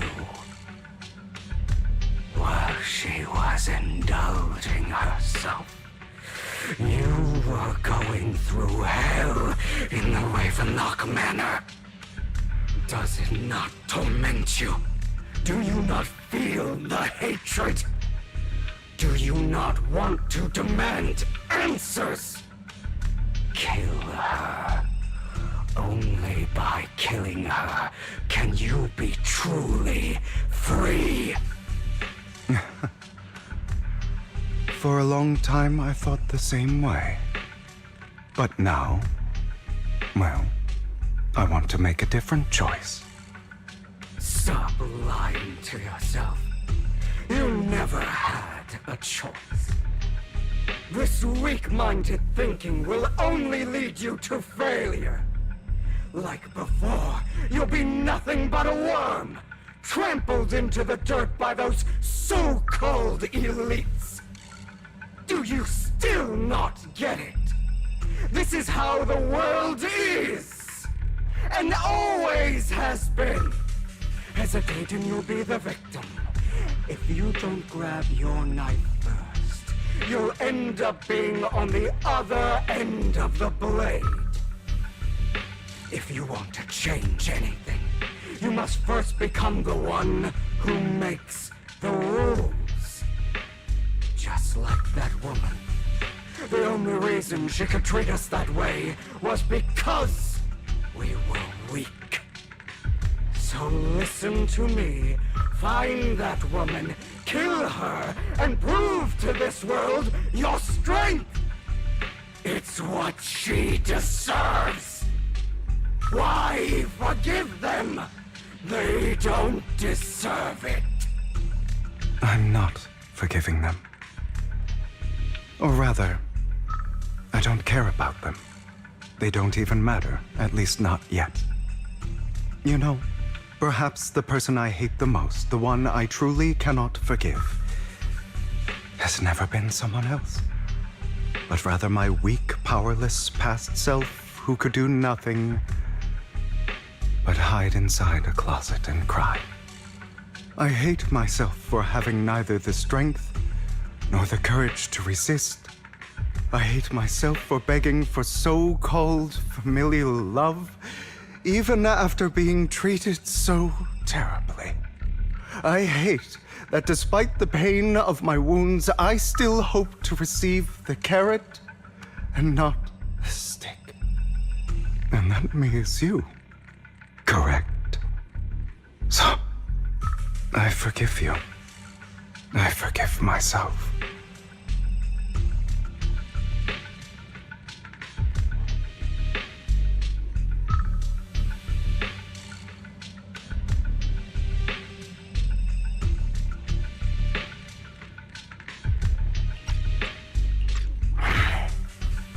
You'll regret this, fool. Your pretty words mean nothing. You will ultimately return here to me.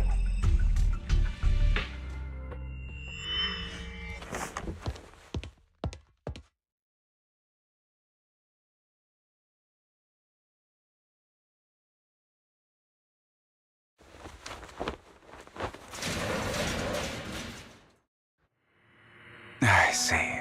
This is still an illusion. I wonder who's going to show up this time. Brother! Hugo, let's play hide and seek! I'm already hiding! You'll find me, right? Like you always do! Serena.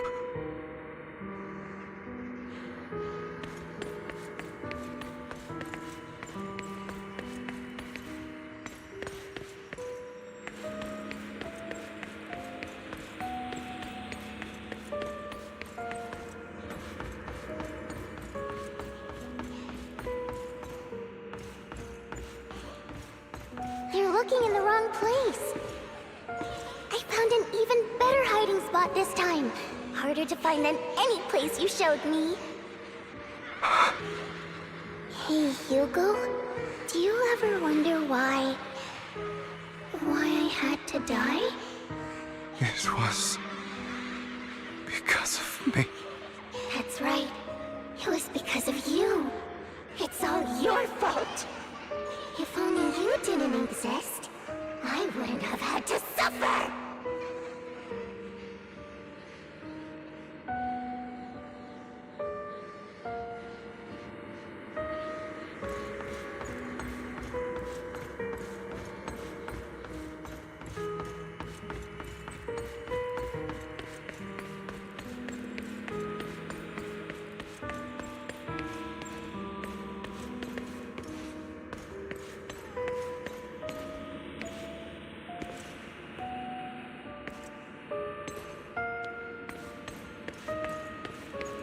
Still looking in the wrong spot.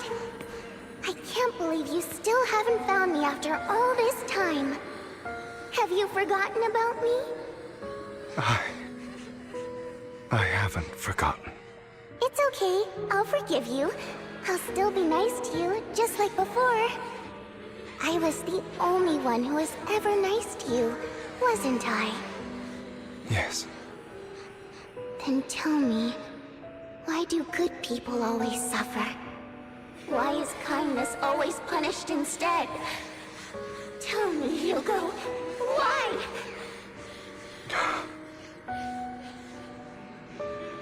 Hugo, are you lost? Go back the way you came. I left you a surprise there.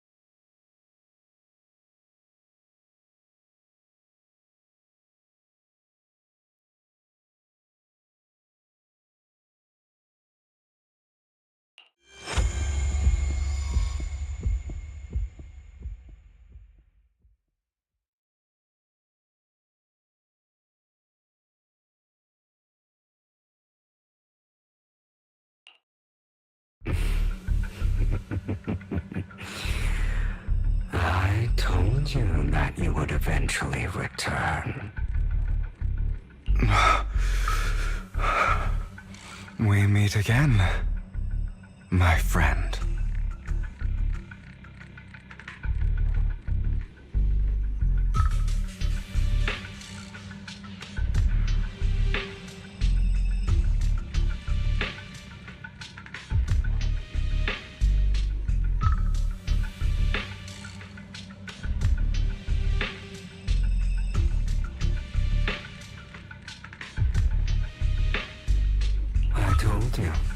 I am you.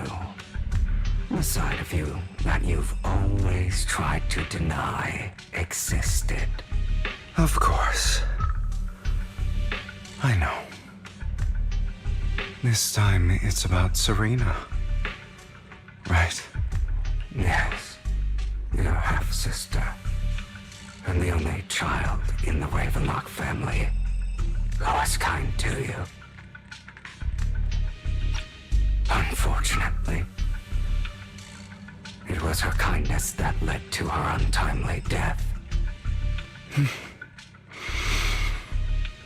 It was my fault. I don't like the way you blame yourself. Because that means I'm to blame as well. And I don't think I did anything wrong. Your mother sold you to the Ravenlocks.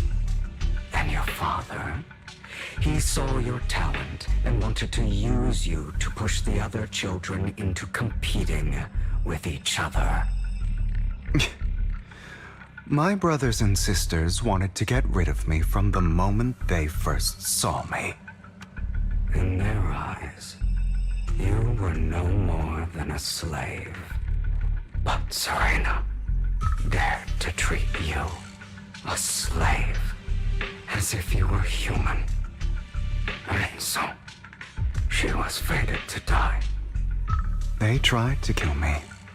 Many times. But I was careful. And they did not succeed. So they killed Serena, who was weaker, an easier target, and pinned everything on you. Serena died in your place.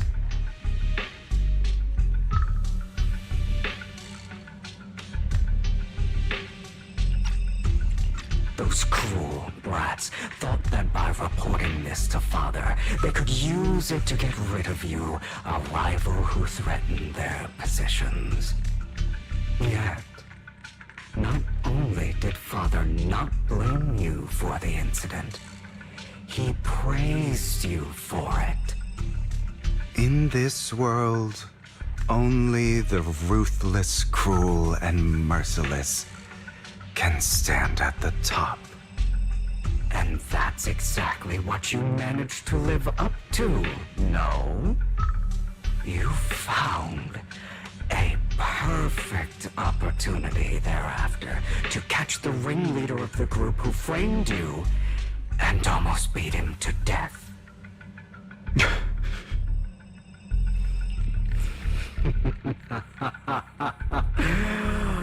Oh, you should have seen the expression on your face back then. Oh, crazed and manic with utmost delight.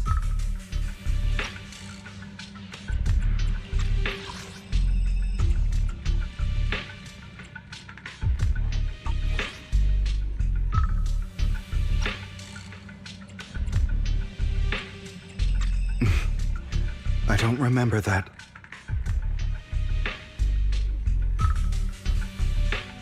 Here you go again, trying to deny your desires.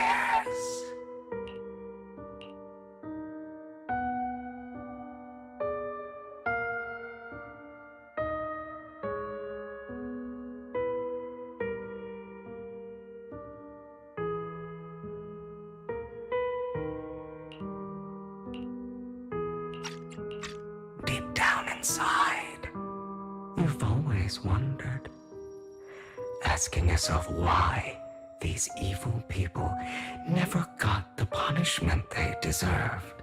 Why the world is so unfair. Don't you want to rip them to shreds? Just like that day when you beat that boy's face into the dirt until he was barely recognizable. His disgusting blood staining your fists. Recall your exhilaration, your cathartic release of rage, that outpour of hatred. That victory belongs to you. You deserve it. Those brothers and sisters of mine are all dead. I cannot take revenge against the long deceased. They died by Hartman's hand, dying in the power struggle to become the Ravenlock family's heir, rather than by our scythe. Boring. Boring. I find it hilariously ironic.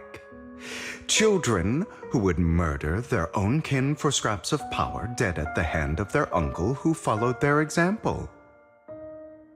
Is that not karma? Power struggles pitting kin against each other, betrayal, suspicion, and hatred between people of the same blood. It's like a curse written into the Ravenlock family's genes.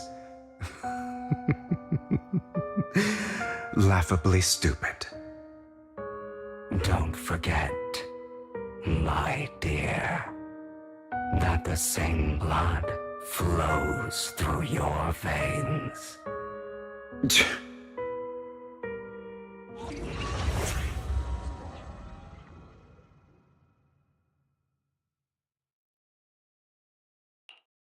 That's right, my dear nephew. No matter how much you deny it, the blood of the Ravenlock family flows through your veins.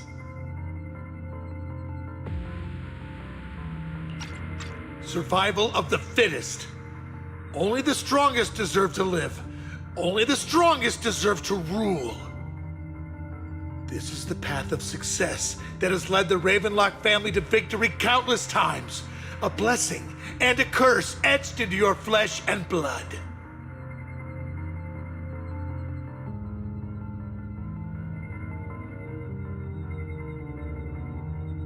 As long as you live, you'll never escape the mark of family. You are destined to one day become someone like me, like your father.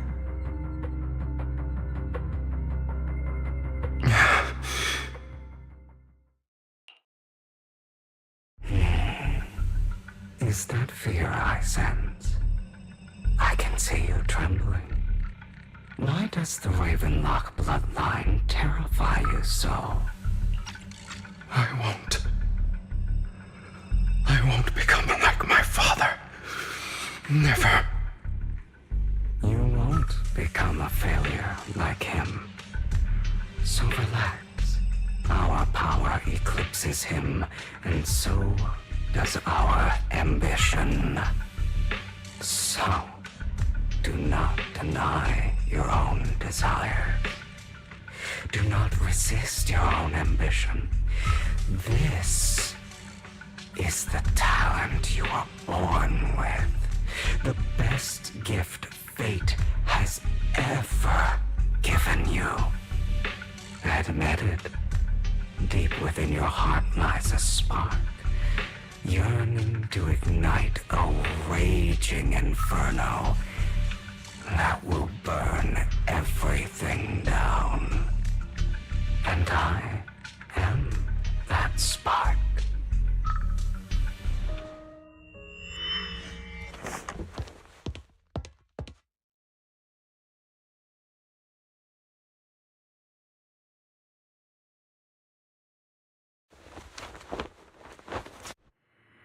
Lycon. Never thought I'd be this genuinely thankful to see you. Seeing you means this never-ending nightmare is finally over, right?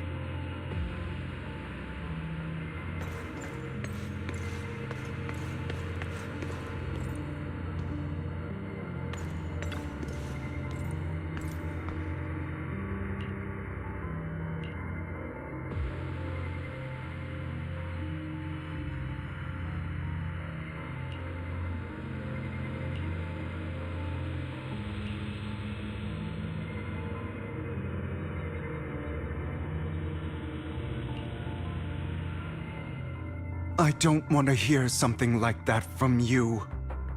You have no idea what that man, my father, is really like. A person who stops at nothing for their own interests and ambitions.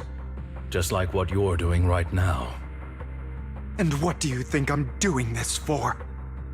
All of this was part of your plan. You knew where the Ravenlock family was going to be, so you set Mockingbird's target there. To seek revenge, you plotted to assassinate your own father, but he was too vigilant, and you failed.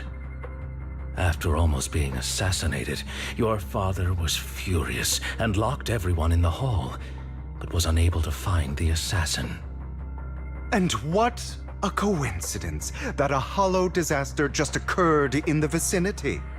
So he used it to eliminate all the unfamiliar faces there, turning them into victims of the Hollow, an easy feat for the Ravenlock family. So, the one who killed innocents was my father, not me.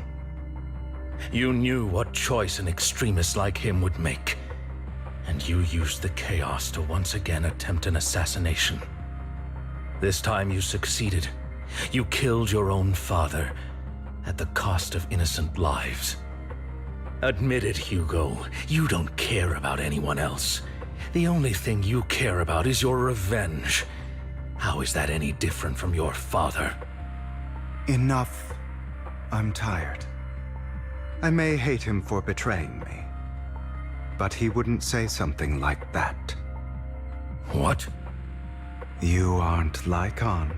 You're the other me, hidden deep within my heart.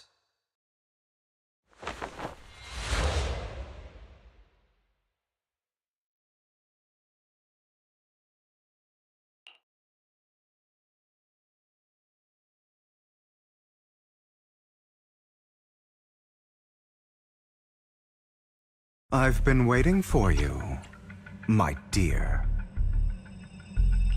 It seems you've already grown accustomed to this place. even turning the tables on me. Just as you said, you are me, and I am you.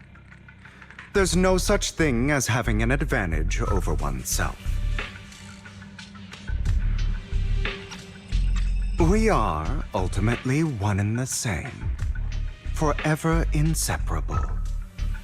Then you should know what I want to say. When you and Lycon split, you didn't even try to clear up the misunderstanding, didn't deny or argue against what he said. Because you realized that deep down, he was right about you. You just hadn't acted on it yet. Some people live only to bring more suffering into this world. Sometimes, murder is what brings justice back into this world. For that, I must stain these hands in blood. That's right. Just like what you said before you faked your death. Were those words really just an act?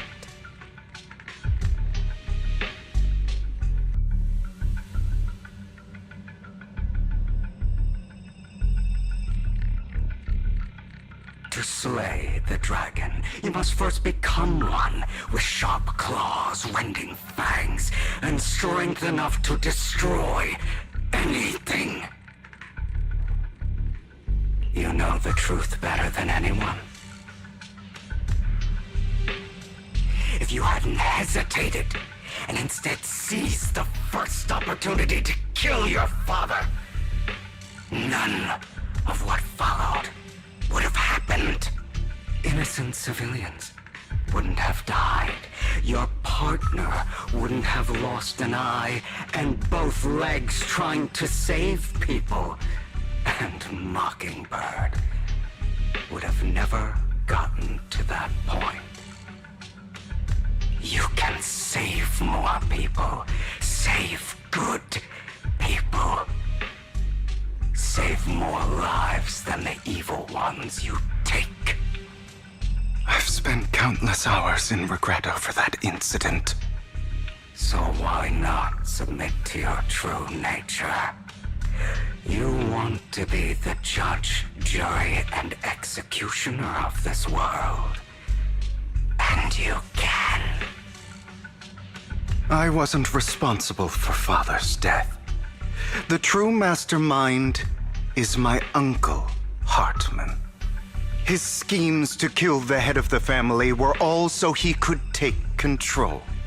Mockingbird was simply unlucky enough to get caught up in it. So, for a behemoth like the Ravenlock family, with its roots so deep, a single person's death, regardless of who that person is, wouldn't change anything. Of course, whether it's Tops, the Mayflower family, or even the entire world, it's actually all the same. I refuse to be dragged down by pointless hatred any longer.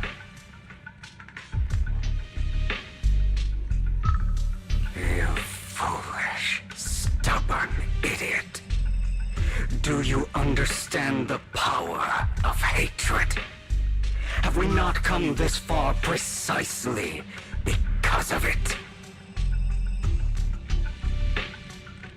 Or are you going to follow Lycon and Jack's twisted logic? Come on. You don't actually trust anyone? Otherwise, why would you hide this whole scheme of faking your death from them?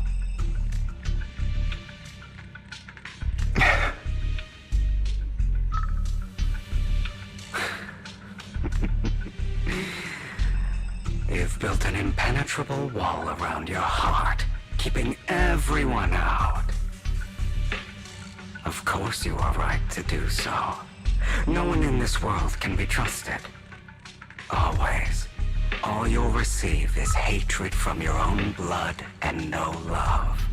Suspicion from your companions, and betrayal that comes all too easy. But the most ridiculous thing is that you want them to trust you. You stay silent and long for them to notice your suffering. You yearn for your companion's understanding and trust. Idiot. That's why you are incapable of exploiting them for your own ends. You care about their safety even more than your own. But remember, only the weak need companions. And we are children born from hatred. We are different from them. I will never be like them, and I don't need to be. Come, let me show you what powers we can wield. But you are me, and I'll never lose to myself.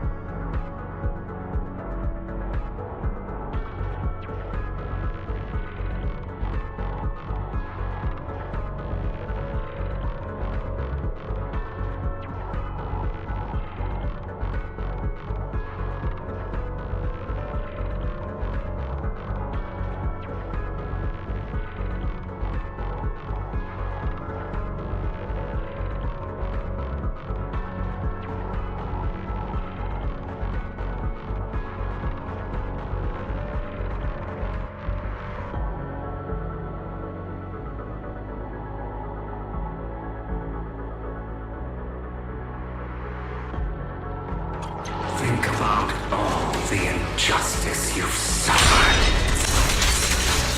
If you choose to forgive, you're betraying yourself. You know that. Letting you consume me would be the real betrayal to myself.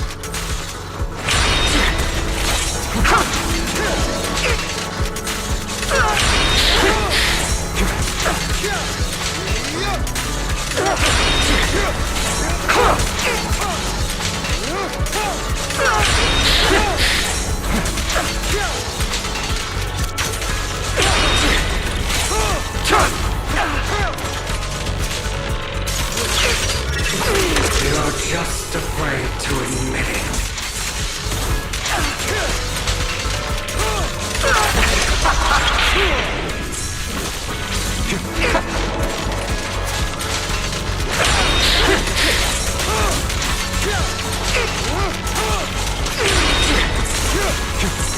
Out of my way! Beg for mercy!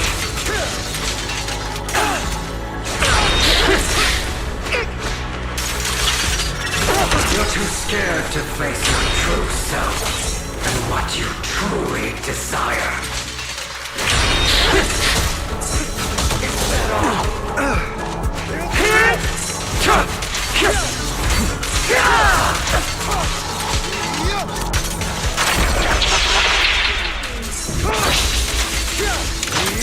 Not bad.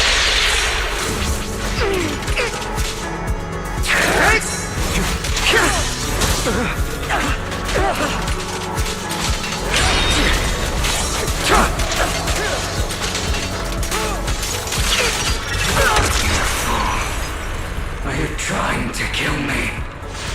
You think you can just get rid of me? Without me, you are nothing. For what it's worth, thank you. Don't be afraid. You and I are inseparable. You're part of me, just as I am part of you. Fancy words won't change anything. No. It's not just platitudes. I finally understand now. Some pain only fades when it's seen, when it's accepted. So I won't fight you anymore. I won't hate myself anymore. Weakness, hatred, malice, strength, forgiveness, justice. They're all part of me. All of this makes me who I am.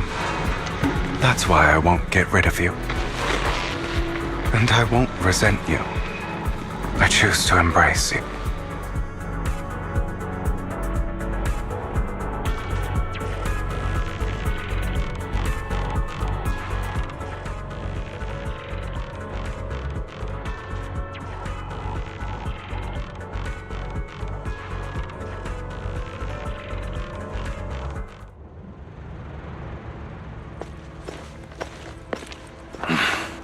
Hugo, it's time.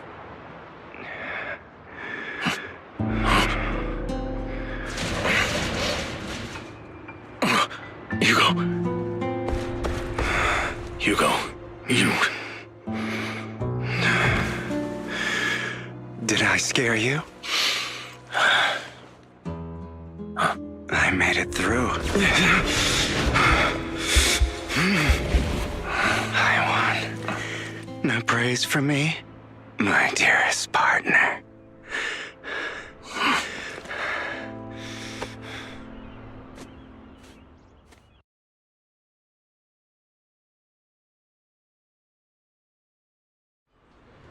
This is just like what I saw in my dream.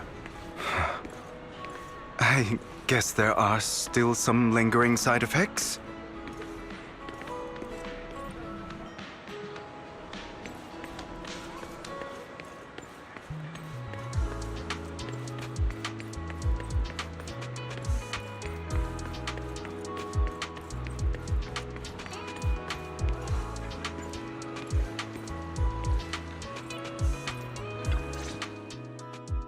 Ah, my former partner.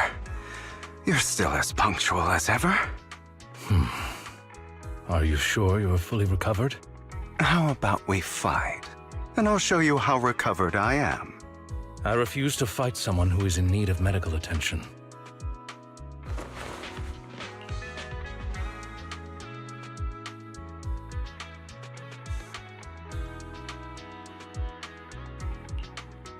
How thoughtful. I'm touched. Or perhaps is this simply part of Victoria Housekeeping's professional care? I'd rather you not starve to death.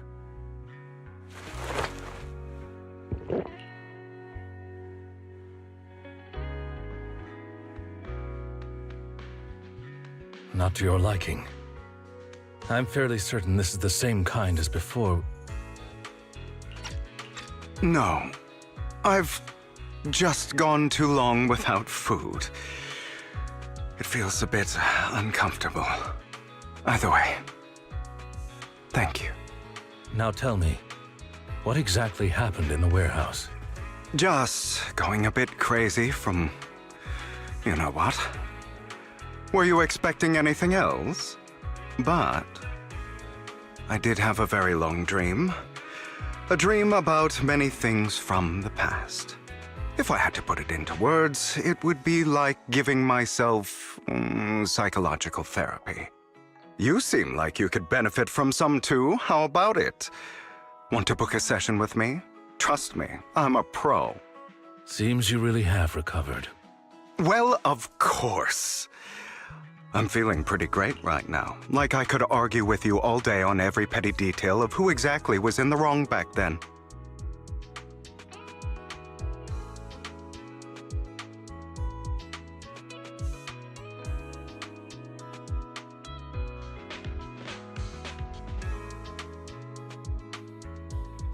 I wanted to ask, what you said about Mockingbird before, when you faked your death, was that part of the act? You mean the part about how Mockingbird has never really changed anything or saved anyone? I didn't expect you to still be so hung up on this. Interesting. After all, it was you who chose to betray Mockingbird. To betray me. Just as I said before, I never considered Mockingbird a failure. Perhaps Mockingbird deviated from its origins, but it has its value. You shouldn't reject the things you've done. Or Mockingbird. I have contemplated this before. Yes. Mockingbird has helped some people and has genuinely managed to cause trouble. For those who abuse their positions of power for evil. Yet those in high positions still possess immense resources, and the people we helped remain destitute and suffering, willing to become slaves to those in power for scraps. But just as you said, even if what we did was childishly idealistic and flawed, as little as we actually achieved, even the slightest change is by no means meaningless. Nothing holds more value to me than Mockingbird.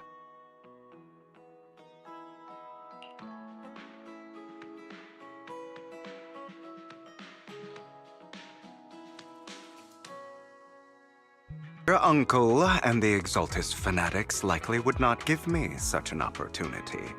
If all has gone to plan, the fish will have taken the bait already. And if everything goes very well, I'll soon have solid evidence of the Ravenlock family's crimes. Well then, thank you for your assistance, former partner. Let's part ways here. I'll go with you. Lycon, surely you don't think that because I just recovered, I'm too weak to deal with those useless fools. Hartman's actions will disturb the safety of New Eridu. As I serve the mayor, I should intervene.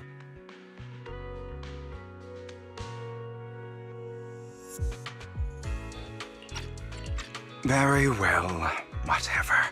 Let's go. And don't slow me down.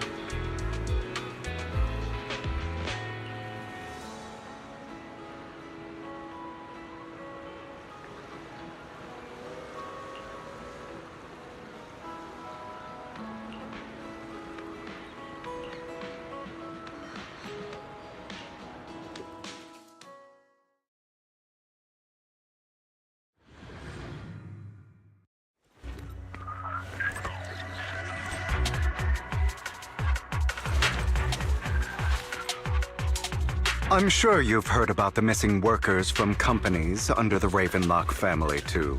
I know where they are.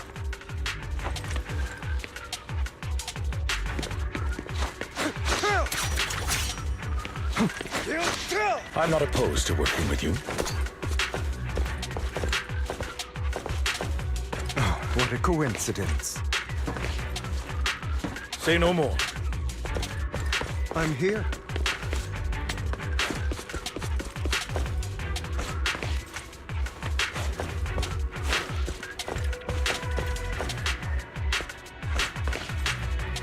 Only for Master Proxy.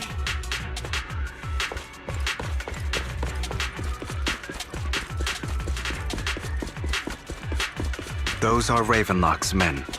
The workers with them are the victims who were tricked into going into the Hollow. Come on, let's get them out of here.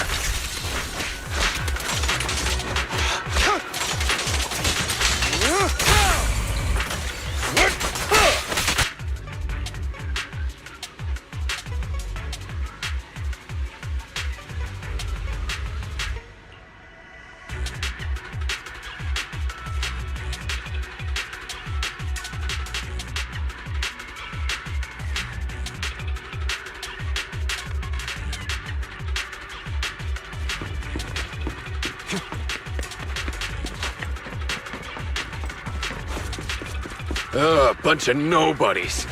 Annoying as hell. Kill them! You're welcome to try. Time to... Yep.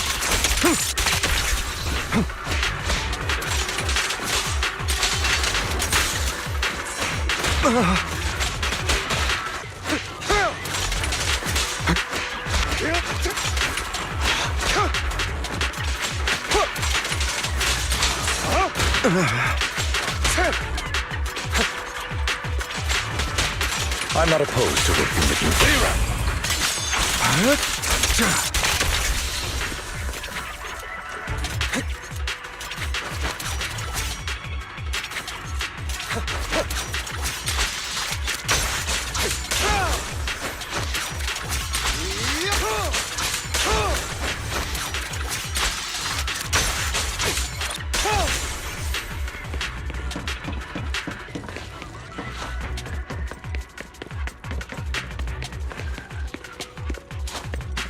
More workers here.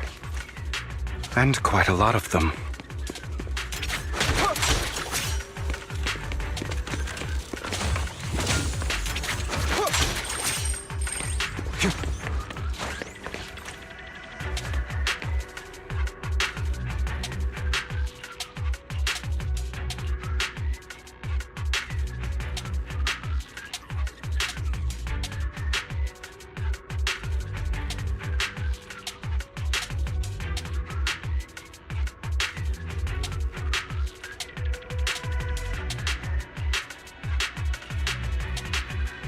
Is Hartman behind this, too? Of course. He threw them into the Hollow like offerings for the Exaltists. To him, those workers are just another resource, no different from the ether his company mines in the Hollow.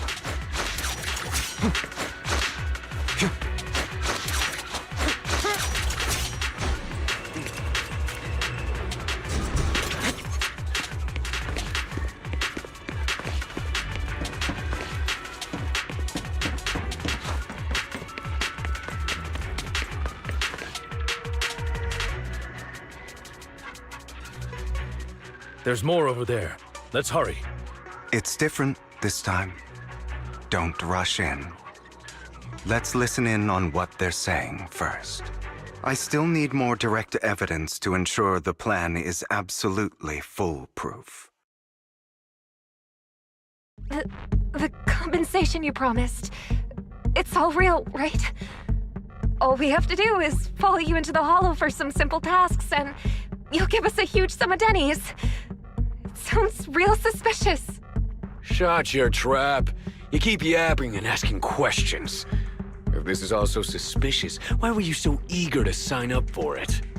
Because I don't have a choice. My daughter was previously caught in the Hollow disaster and suffered severe corruption.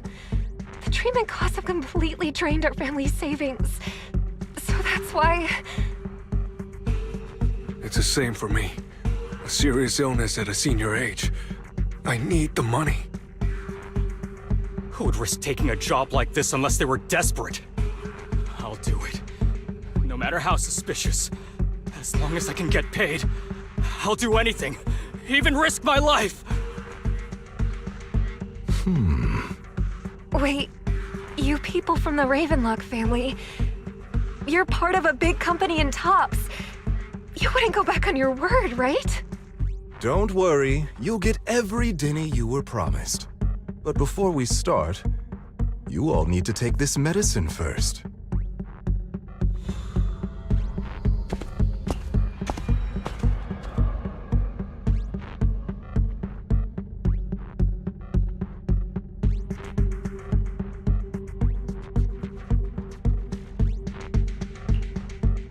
Bro, should we really be doing this already? These workers keep talking. We're wasting time like this. And the sooner they take it, the sooner it'll be over.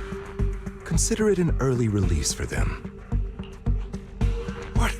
You didn't say anything about having to take pills before. Look, this is good stuff, all right? It'll increase your ether aptitude. There's tons of people who'd kill for something like this. Exactly! You'll be working in the Hollow for several hours. This is essential medication. You have to take it before we continue. If you refuse, then you can forget about the job. Of course, you won't receive the compensation either. Lycon, what are you doing? Rescuing those workers, of course. There's clearly something off about those pills. We can't let them take them. Now is not the right time. As I said, we need more evidence to ensure the plan works. And as I said many years ago, you can't exploit innocence to achieve your goal. So that's how you see it. If that's not what you want me to think, then explain everything to me. All right. It's a little complicated, but simply put, these workers will be fine. Of course, it's your choice to trust me or not. But if you try to rush in, I will stop you. I trust you.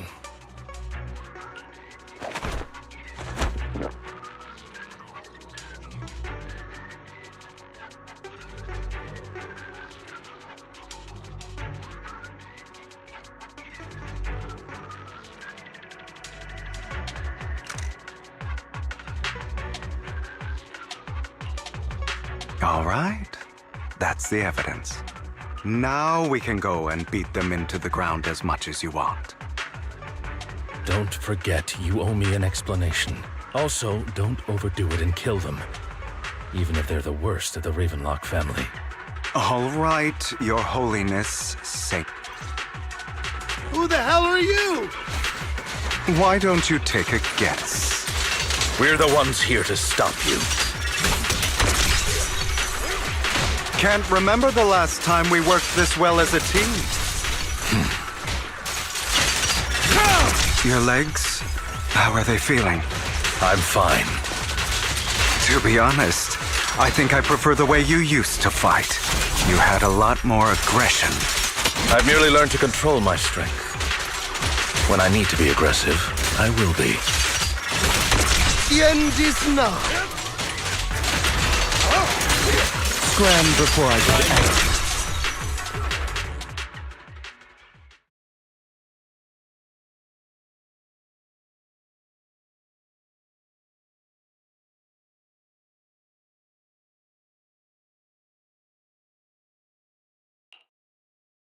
God damn it!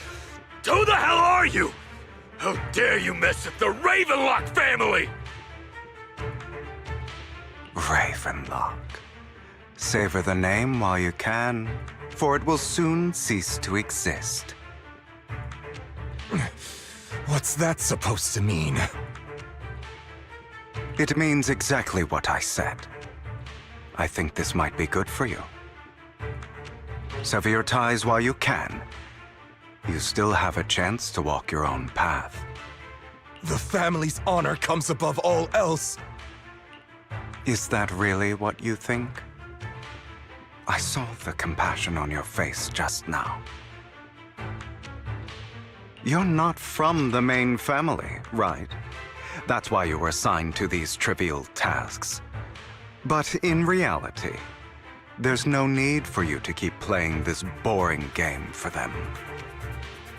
I don't have a choice. From the moment I was born into the Ravenlock family, You always have a choice, if you're willing to act. All right, let's end the small talk here.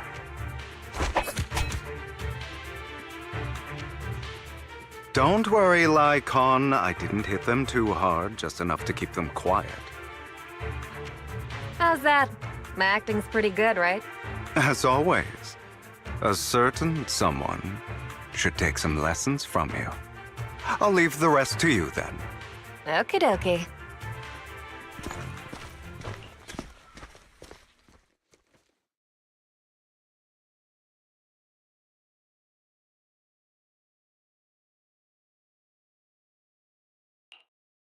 Okay, now can you tell me exactly what's going on here? As you can see, that worker just now was actually an informant of mine. The pills were swapped out with vitamin tablets.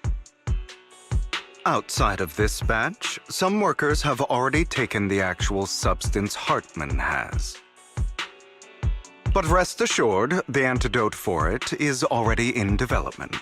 I found the best in the field to help, and with the data I collected before, we should have results soon.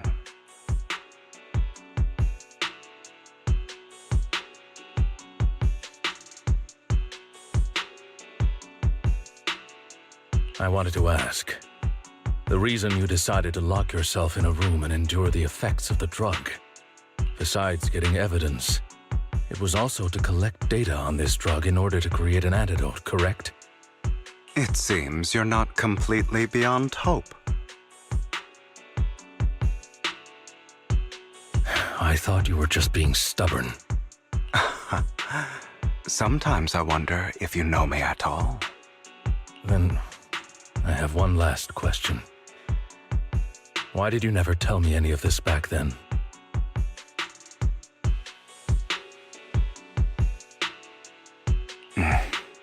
The truth is, I heard everything. That entire conversation between you and Jack. Before he passed away in that small attic. When Jack called you aside and gave you those warnings. When he told me you might go down the wrong path? That's right. You never said anything. What would I even do? Scream and rage over your suspicions, or get on my knees and beg for you to trust me? You know there's no way I'd allow myself to do such a thing.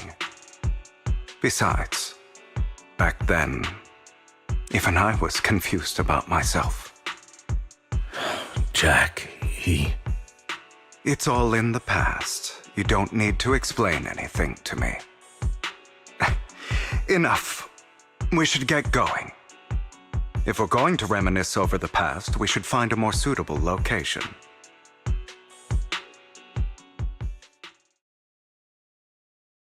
Lycon, that incident back then, I didn't do it.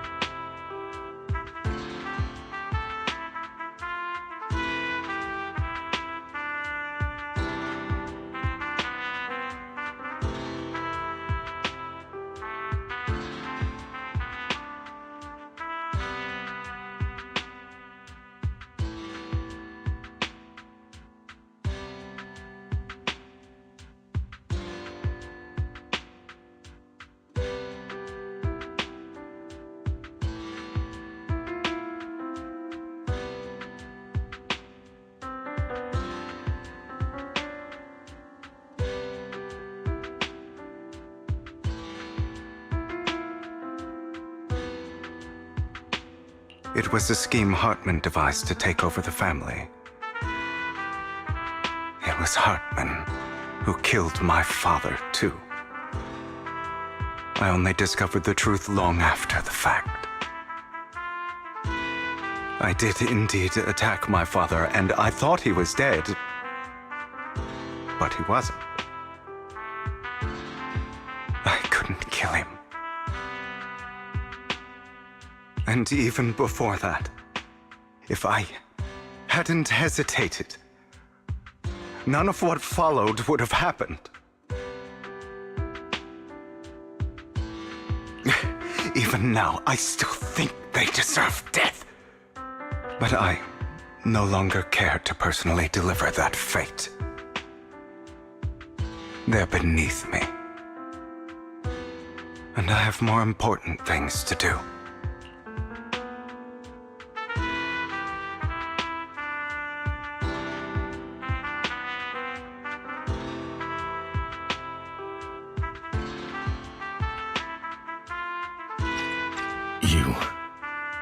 I know we may never agree on that point, Lycon.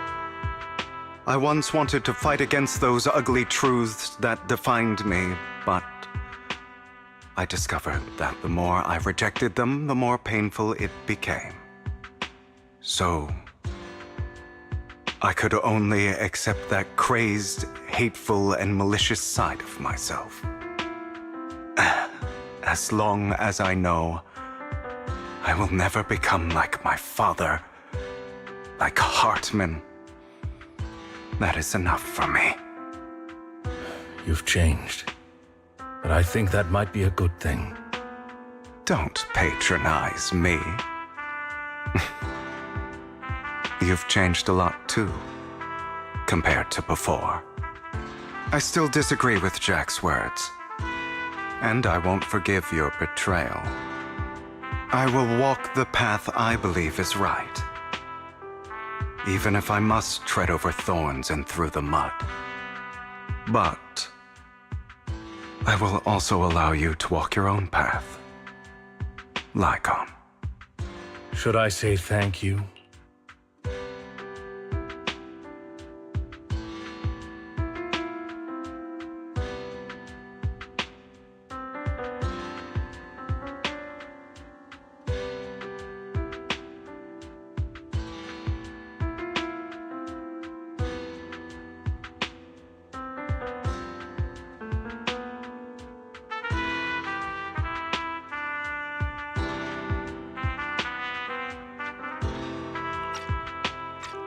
You're welcome. Come to think of it, we haven't talked about your legs and eye. It was just an accident, not your fault. I'm doing well now. I hope you are too. On the contrary, perhaps I should be the one apologizing. I misjudged you. I used to think you wanted power, that everything you did was for your own ambitions. I thought you wanted the power to pass judgment on all in this world, like a god. I am a god. I am my own god. Or you could say that in this world, everyone is their own god. There are many things that we are powerless to change. But there are also many choices we can make. Just as I said before, I am the only one who can kill me or save me.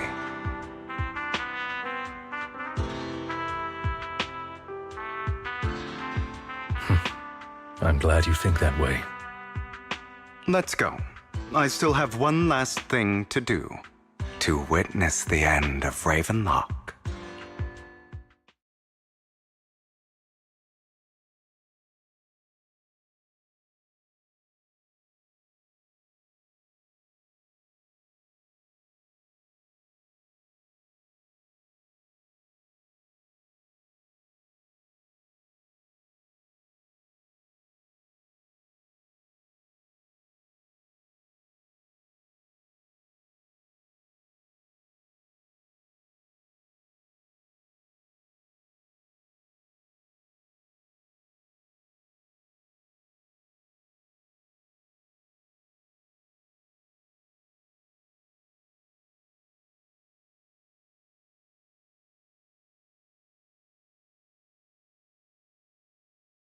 You really think you can take my place if I die?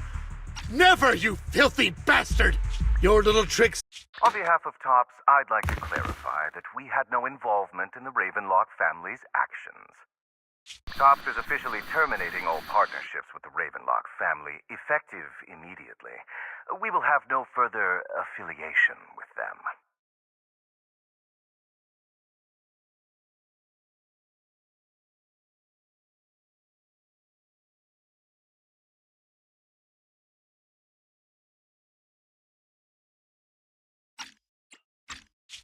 Are you crazy? What the hell do you get out of ruining the Ravenlocks? You want to be a petty thief forever? Thief? Oh, Uncle. Allow me to reintroduce myself. I'm the name people whisper about. The one who robs the rich and gives to the poor. I'm the master con artist who can fool anyone, anytime. I'm the leader of Mockingbird.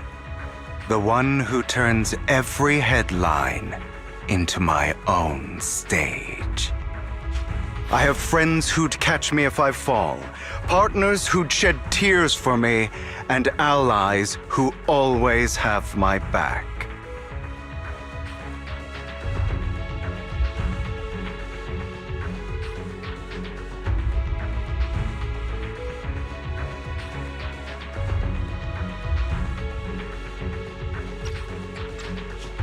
I am Hugo Vlad. You're the one who needs the Ravenlock name. I never did. You ungrateful bastard! You should have never been born. You flatter me. Same goes for you, Uncle.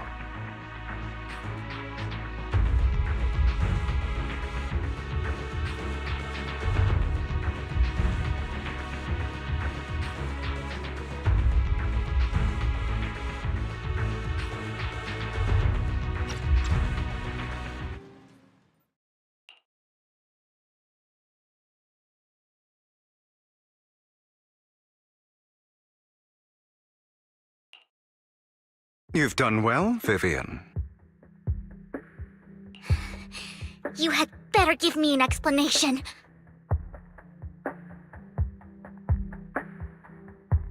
And here I thought this would be a touching reunion. What's with all the anger? Hugo, I'm a member of Mockingbird too. And I mourned your death. Listen, Vivian. I don't want you or the people you cherish to get caught up in danger because of me.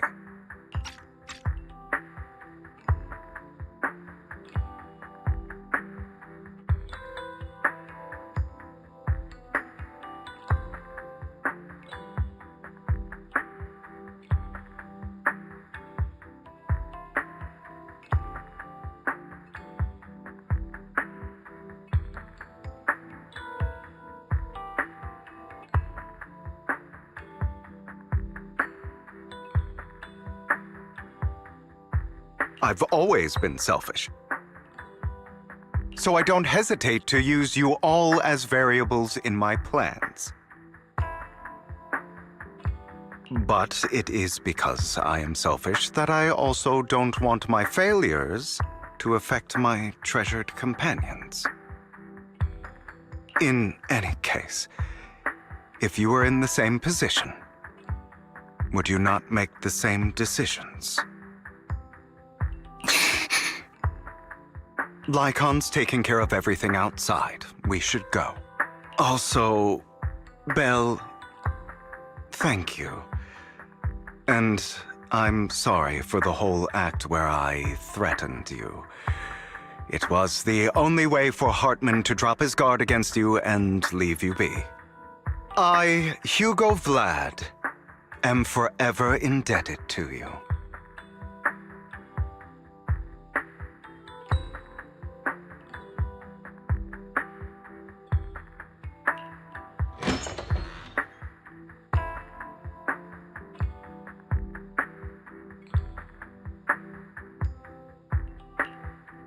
Master Proxy, although it is late, there is some important intel that I must give you now. So, Lycon, you knew about Hugo's plan to fake his death? I was simply playing along. After all, I could not determine whether Hugo's plan would pose a threat to you. You are a student of the mayor's late friend, and I am obligated to protect you.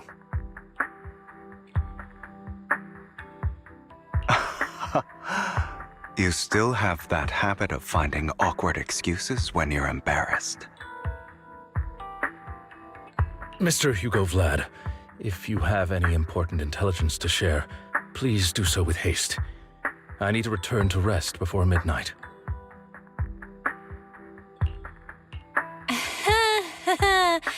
You two sure are close. For the sake of a certain old fossil's sleep schedule, I'll keep it brief.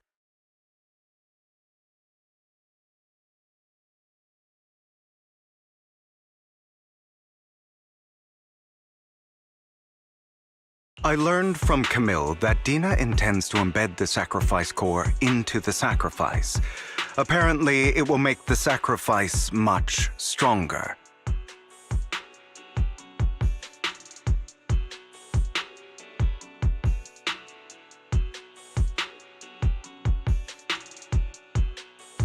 Sacrifices created this way will not retain their minds and will indiscriminately attack all living beings, including their creator.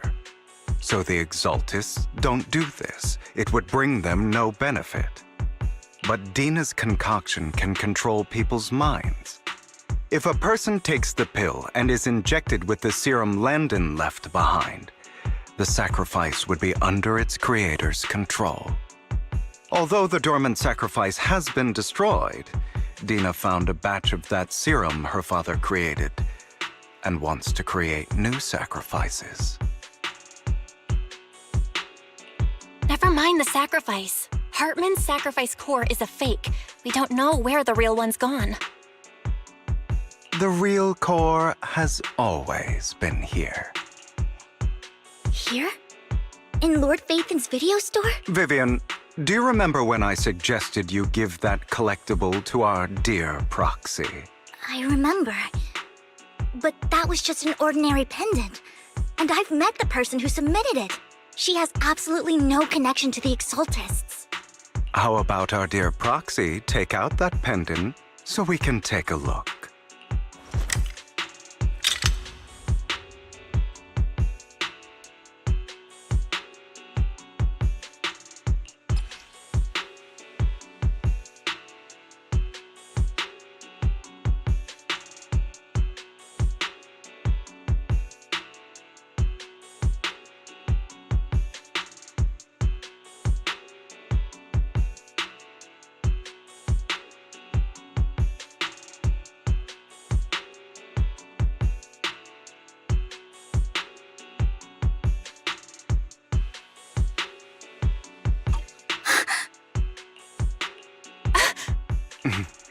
I'll take your surprised expressions as a compliment for my little trick.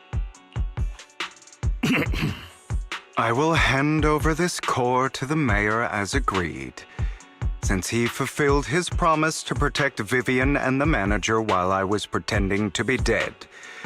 I won't go back on my promises. No wonder the mayor would promote rhetoric favorable to Mockingbird. I can't believe I thought he was actually being sincere. Since we have the sacrifice core, all we have to do now is stop Dina from using innocent people to make more sacrifices. Yes, and we need to destroy the last batch of Landon's serum. Hopefully with no options left, Dina will give up her obsession. All right, that's the important stuff. I'm going to go and confirm where Landon's serum's been stashed. I'll contact you again once I have something.